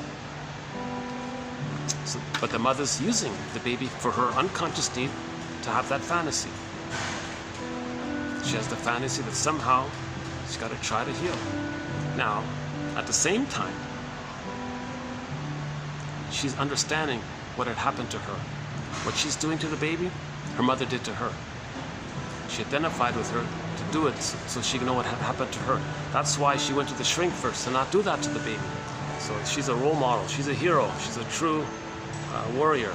That woman who went to the shrink to do that. Beyond the Princess. Waking the World. Yeah, not a bad book. Some very good fairy tales in that book. Waking the World by Alan Shinnon. He's too quiet. Oh my God. Next to Robert Bly, he's the only gentleman out there that could at least partially pick up the banner of what Robert Bly was doing. Those other guys, oh my God, give me a break. Ugh. Robert Bly was the true inspiration for creating the so-called mythopoetic movement, teaching men that grief is the doorway to your feelings and your identity. Your feelings and your identity. Grief is the doorway. And he passed away 2 years ago. And who could pick up on it? The only one who could maybe pick up on it is Dr. Chinen. He's a medical doctor who specializes in adult development. And his little trickster thing was, well, gee, it's kind of dry to talk about adult development. Let's just tell people fairy tales. So he retells 50 fairy tales called middle tales and elder tales about this. And he's still around, I think. I think he did some kind of closed talk or something for one of the institutes or something. I missed it, yeah. I wish I saw it. No recording, no MP3, no audio, nothing. Oh my God. I think Mr. Chinen should just pick up an iPhone and just start talking. Because he's not talking, you got someone who's not a doctor talking. Wouldn't it be better to have an actual doctor? An actual bona fide soul doctor speaking on YouTube? I haven't been analyzed.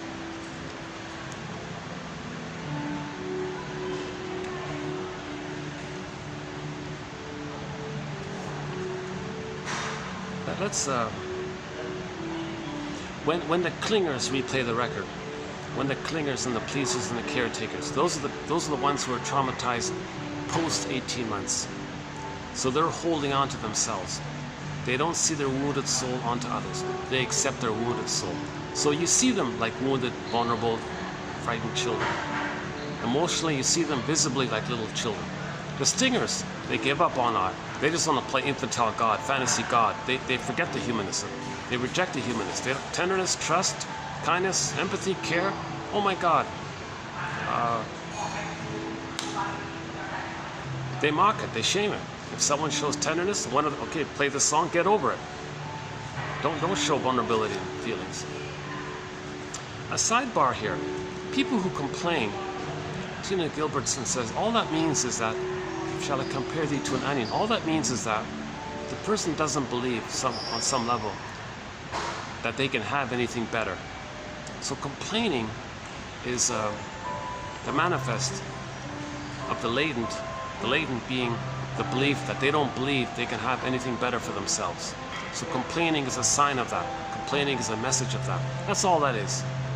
I think that's a pretty good quote by Tina Gilbertson from her, yeah. Oh yeah, we did about 3 videos of her work recently. At least 2, I think 2, right? 2 or 3. Okay, when the clingers replay the record, they don't hurt anybody. They're not the stingers. They don't hurt anybody. They look at the record, it says mother shamed them. So in this situation, they play themselves. They just play themselves directly. They're still on the developmental path. Their emotional development isn't so derailed. It's frozen, it's traumatized, it's painful. It's an open psychic wound. It's like an open nerve like that, it's painful. But they're holding on to it. So what do? They recreate it. What caused that? They see others as the shaming mother, interact with them with that belief, which then by doing so, that puts like a pull on people in a self-fulfilling prophecy. Because if you interact with people with that belief, they kind of like, they end up rejecting you somehow. For example, if the clinger is passive-aggressive or gives people impossible tests or a little annoying in some way, finally they'll coax others to reject them. So the clingers don't hurt others, they just coax others to reject them. That's loyal to the record. Recreating the record. Mother rejected them, new situation, just get others to reject you. And we do a whole thing about if 2 clingers get married, They can make eye statements and grow together. If two stingers get married, they scapegoat one of their children.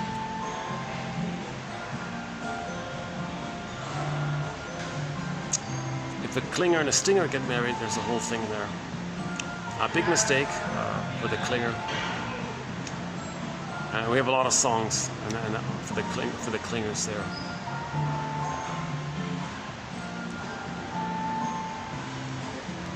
When the clinger finally realizes that the stinger's only hurting them, 6 to 7 years on average. See, the clinger has the template of accepting their wounded self. Mother must be seen as okay. So they hold on to the original scenario of, I'm not okay, mother's okay. Stingers reject that. So if the clinger says to the stinger, I'm not okay, you're okay. Stinger says, well, of course. I'm an infantile God, my unloved humanist, you can have it. So you'll be not okay. So I'm okay, you're not okay. Clinger says, yes, okay, I'm not okay, you're okay. That's great, I'm okay, you're not okay. So there's a painful collusion there. The clinger says, well, I'll save you, because I'm no good and you're good. Stinger says, well, I don't care about that. All I want to do is shame you, because I'm loyal to the mother complex, the board. All they want to do is shame the partner to replay how they had been shamed by their mother because they become the shaming mother. So they need somebody to shame. Clinger says, ouch, but that makes sense because I'm not okay, you're okay. Stinger says, well, of course, I'm okay, you're not okay.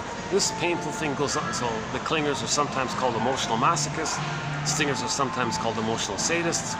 So the clingers finally wake up 6 to 7 years later and say,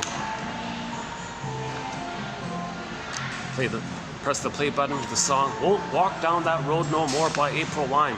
I'm not going to give my soul away anymore like this. They play the song I Will Survive, Gloria Gaynor, and all the other survivors. The Glee has a song called, a combo song, I Will Survive and Survivor, and so on.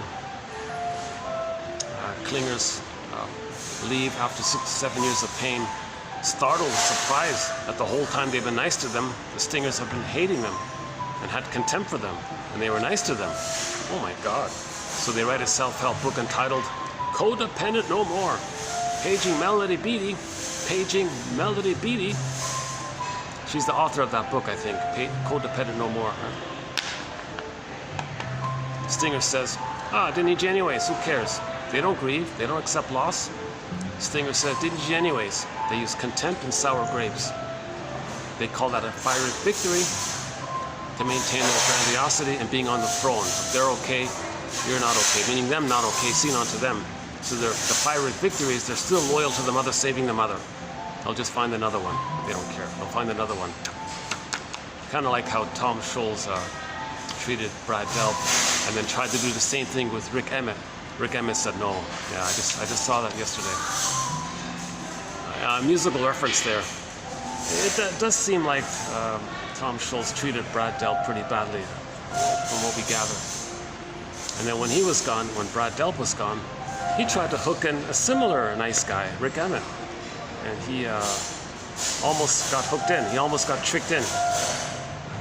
You see, in the interview, he was very polite about how it's describing it, but you can sort of read between the lines. Tom Scholes tried to hook him in, trick him in. It seems to be a pattern of his, right? And Brad Delp originally got sucked in, and then Rick Emmett saw what happened to Brad Delp. I don't want to go near that kind of thing, you know. It's ironic because he did create some great music, but on a personal.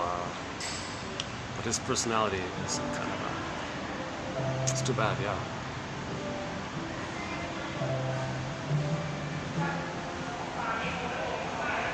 I think I originally felt sorry, yeah. No. Rick Emmett's a very nice guy. He was the co-lead singer. He's one of our. I mentioned Rick Emmett because he's one of our musical voices, and he's retired now, and he's giving interviews. Great storyteller, gives a lot of interesting stories and things. Just saw a clip of his yesterday, and somebody asked him, so yeah, you were almost hooked in he tells the story.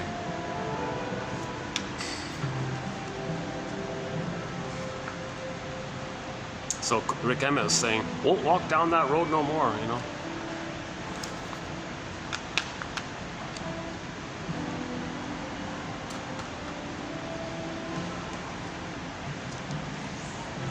He does a very nice acoustic version of Lay It on the Line in Penticton, British Columbia, maybe 2 or 3 months ago. Just him solo alone on a chair on a little stage there, just doing Lay It on the Line, like a real romantic, soft, mellow version of it. Really nice. Oh my God, that needs to be on a CD. That nice little acoustic version of Lay It on the Line. Just him and a guitar. That's it. No other accompaniment, no other characters around. Just him alone with that acoustic. That's a very nice. We played it a few times, actually. Yeah, in this very building we played it. The only half-decent cover of Lay It on the Line is by Alyona Yaroshina. Alyona Yaroshina does Lay It on the Line. Pretty good. She does a pretty good job. Yeah. That's the only decent cover of Lay It on the Line I can find. We play that song. Lay It on the Line is on our soundtrack, and we talked about it. Yeah, so we have an amazing soundtrack to 1001 Windmills of the Mime. A lot of classic rock, Triumph, Gilmore, and Rick Emmett, and Dan McCafferty, and oh geez, Ron Tabak when he was the lead singer for Prism. Oh my God, Kenny Shields from Streetheart. A lot of great songs by Kenny Shields. Star is a great one. Storyteller, that's a great one. Storyteller, he said to the girl, "You're such a storyteller. I believed you. You said you're going to love me. I believed you. You lied. You broke my heart. You're such a storyteller."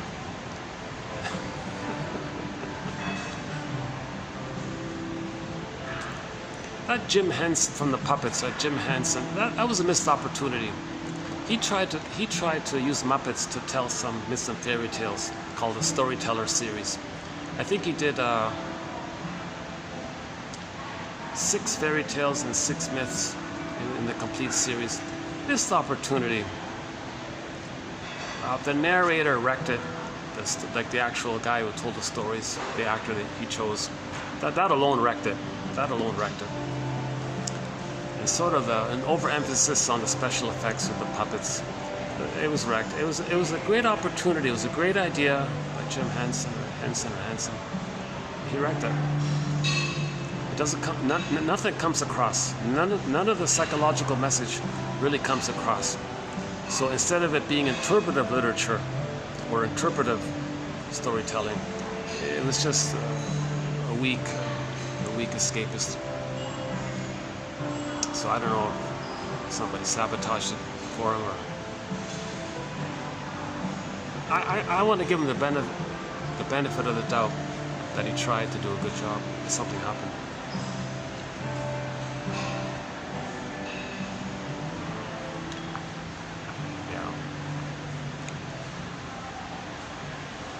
Yeah, I can see the cooks preparing in there. Let's see, any guests? Hold on, let's see.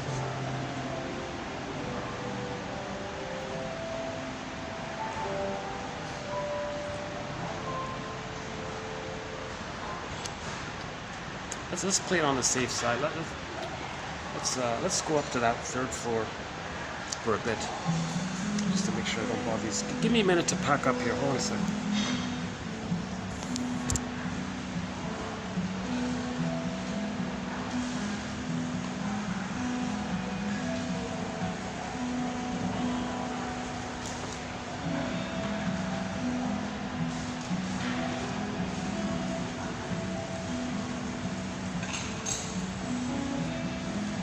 Actually, let me return the cup here. Hold on a second.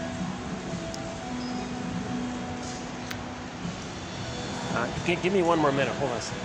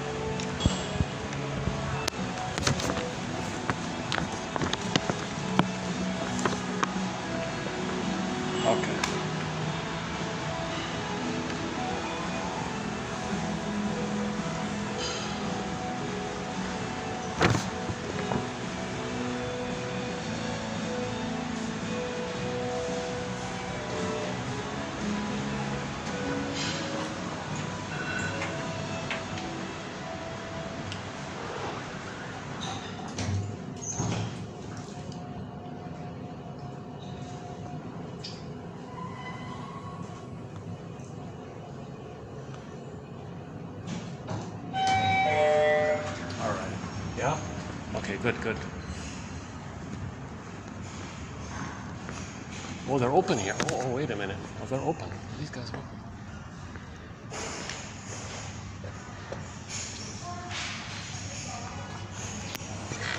Oh, these guys are open now.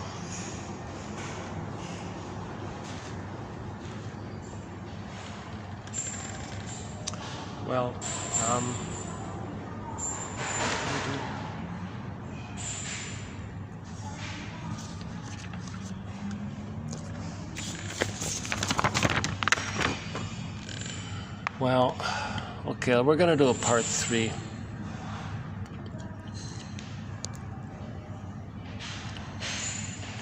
Maybe what I can do is just leave these quotes for you to read below. So one is about the existence of the unconscious. We've guessed it for ages. The metaphor, the architect of a building knows what kind of soil the foundations are in. What about our personality? Do we know the soil? The traumatic script our personality grows up on, like a building on a soil, is the architect knows what the building is on. Do we know what our personality is on? And the second one was that the puppet master can counteract our conscious wishes. Third one is, for example, the folly of your friend who thinks he's doing something, not knowing that his unconscious has other ideas. Unconscious wishes overwhelm his conscious wishes if he doesn't know what his conscious wishes are. You know, this one here, this is a good one. There's no such thing as a psychological negative. The verbal negation of an idea is that idea unchanged, save for the verbal addition of the word not, which has no psychological value whatsoever. To tell a child not to do what they're doing is equivalent to saying, quote, I see you're doing that. I congratulate you on your ability to do it, and you're doing it against the strong opposition of my will, which shows that you are strong yourself, even stronger than I am, particularly if you can go on doing it in opposition to my will. Unquote. The only way to abolish an idea or stop an action is to replace it with another idea. Yeah, so if you say to a short seller, don't pollute the soil. Oh, they don't. Their unconscious doesn't hear don't. You're just gratifying their unconscious wish to be important, that they're strong, that they're grandiose. So the unconscious is the pusher. So you're just validating their unconscious. It doesn't work to say don't do that. The unconscious says do that almost. That's what he's basically saying. So if you're talking to children, back to Tina Gilbertson, she says if the mother says to the baby, don't do that, the baby fuses his identity, his feelings, and his actions. So if the mother says don't do that, consciously, maybe on one level he's going to do it. On another level, he thinks his mother's telling him don't be. Identity, feelings, behavior, it's all blurred up for the baby or the young junior toddler. So if the mother says don't do it, the child thinks don't feel, don't be. My doing is with my feeling and being. He doesn't separate it out. So she's saying the mother has to say yes to your being, yes to your feelings, but to your doing. You can be, and you're loved, and we accept you, but this doing thing that you're doing, no to that. But if you say no to that, you might think, oh, the unconscious says, she's noticing that I'm doing it. I'm strong that I'm doing it. And I can do it, and she just says, no, don't do it. And I'm doing it. I'm stronger than her. So he's getting fueled by it. So even back in this was written back in 1922 or 3 or something like that. This is from Wilfrid Lay's book called The Child and the Unconscious, a book dedicated to try to persuade school systems and principals and curriculum writers and book authors to teach psychoanalysis to teachers. Make teachers aware of psychoanalysis, then they'll be better teachers. That's his theory. So he went on a lifelong campaign to enlighten teachers, and so he wrote 4 books. One is called Unconscious and Inner Conflict, The Unconscious and Passion, The Unconscious and Spirit, about the New Agers and all that, and the one for teachers called The Unconscious and the Child, meaning your child student in the school. The only way to abolish an idea or stop an action is to replace it with another idea. So instead of saying to a short seller, don't pollute the planet, I'm polluting, his unconscious says, oh, I'm polluting the planet, I'm strong. And even though you're complaining, I'm doing it. That means I'm stronger than your complaint. It's grandiosity's fuel. The negative doesn't register in the unconscious. You're just fueling the unconscious. So the idea is to don't say what you don't want, say what you want, kind of thing, right? So instead of saying to the short seller, well, don't pollute the planet for a quick buck, say, make more money by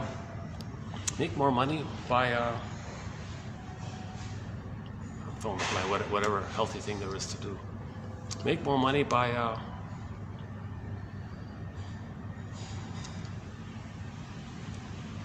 what's it called again? What's that called again?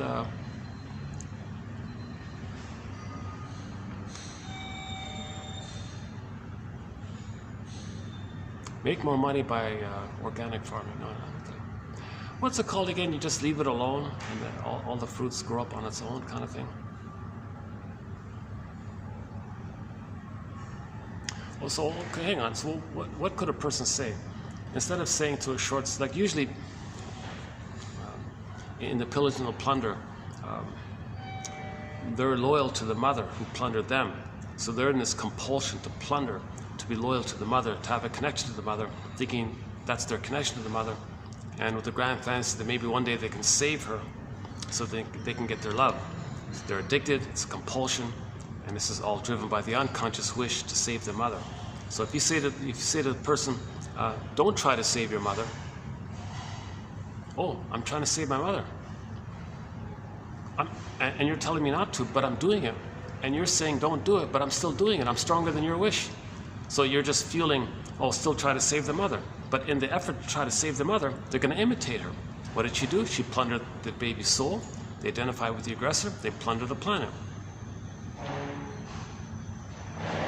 So don't try to save the mother. How about make more money by forgiving your mother. Find more happiness by forgiving your mother. So why don't you say that? Instead of saying, don't try to save the mother, say, be imitating her. Find genuine love and happiness by forgiving her, by understanding her and forgiving her. Maybe that's better, right? So what's better? You say to a short seller, don't try to save your mother. Find love and happiness by understanding and forgiving her. I prefer the second one, unless they interpret the second one as still trying to save the mother. Okay, hang on. How do we say that in the positive without blending in it with the negative? Let's see. So the short sellers want to save the mother. They think that by plundering and pillaging the planet, they're saving the mother because they're imitating what the mother did to them. Remember the interpersonal, as beloved, so below, then inside out. The interpersonal becomes the intrapsychic, which then expresses itself outwardly later on. Repetition, compulsion, replaying the record. The present is like a replay of the nursery, thinking you're going to try to save the mother. So if you say to somebody, don't save the mother, instead you say,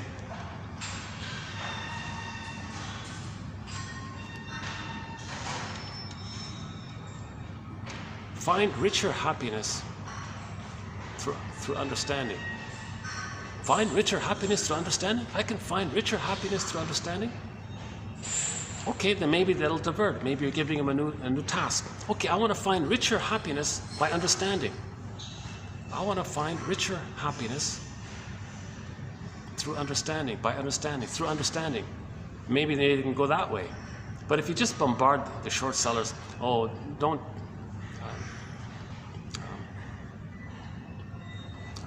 try to save the mother, meaning don't plunder and pillage, don't imitate her. They'll just keep imitating her, right? Because there's no such thing as a psychological negative. The verbal negation of an idea is that idea unchanged, save for the verbal addition of the word not, which has no psychological value whatever, or whatsoever. The book said whatever. I thought maybe it's a typo, maybe it's supposed to be whatsoever. To tell a child not to do what they're doing is equivalent to saying, I see you're doing that, and I congratulate you on your ability to do it. And you are doing it against the strong opposition of my will, which shows that you are strong yourself, even stronger than I am, particularly if you can go on doing it in opposition to my will. Unquote. The only way to abolish an idea or stop an action is to replace it with another one. Okay, then the next two are on transference. Okay, the egocentricity, one on egocentricity. The next two are on the narcissistic pattern, one on identification with the aggressor, one on the splitting mechanism, the good breast and the bad breast, the beneficent and the terrible mother, take on witchy dimensions. Things are exaggerated. Two on the paradox one. Oh yeah, and the last one about, oh yeah, the CIRC word, yeah, keep avoiding that one.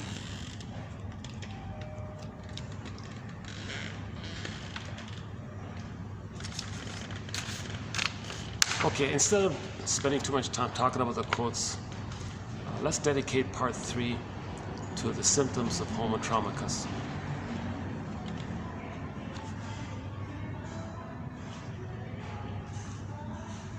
How are we doing here? How's the battery? Let's see. Yeah, it held up. The battery held up. That's great.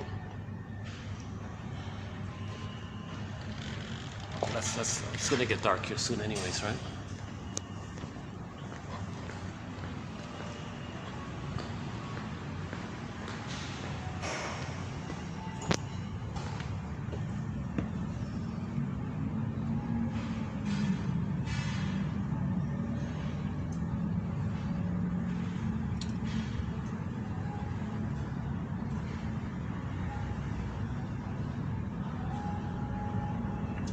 Well, at this point, I'd like to play our theme song to 1001, Windmills of the Mind, Katja Epstein's German cover of the song Windmills of the Mind. It's on YouTube. Or a very good English rendition of the song is by Barbara Lewis. Barbara Lewis does a wonderful cover of Windmills of the Mind.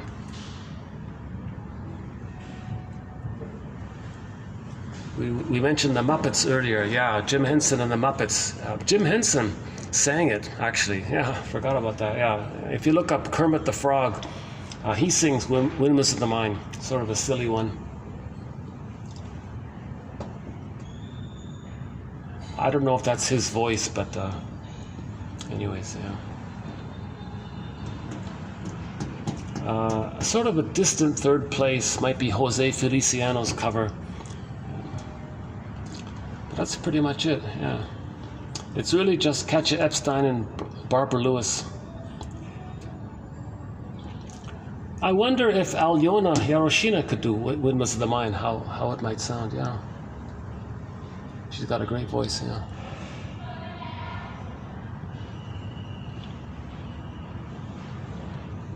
Oh, I wish Farron. What about Farron? She could do it, yeah. Farron.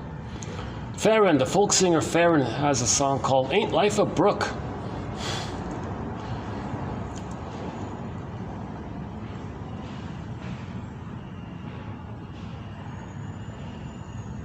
Maybe Rick Emmett could do it.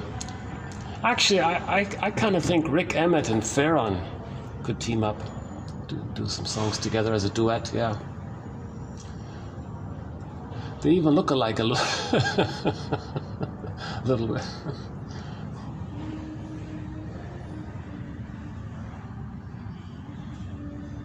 Farron, F-E-R-R-O-N, a folk singer from the 80s or 70s. We've got, I think, 3 of her songs on her soundtrack. One of them's Ain't Life a Brook. Yeah.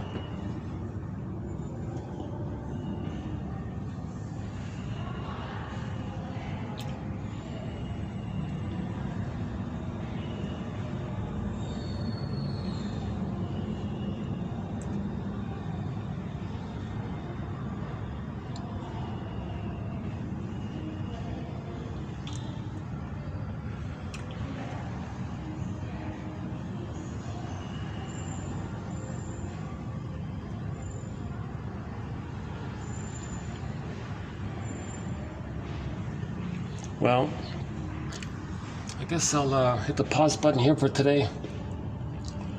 And I'll see you in part 3. Yeah, so I'll see you in part 3. How's the lighting? Any final thoughts here?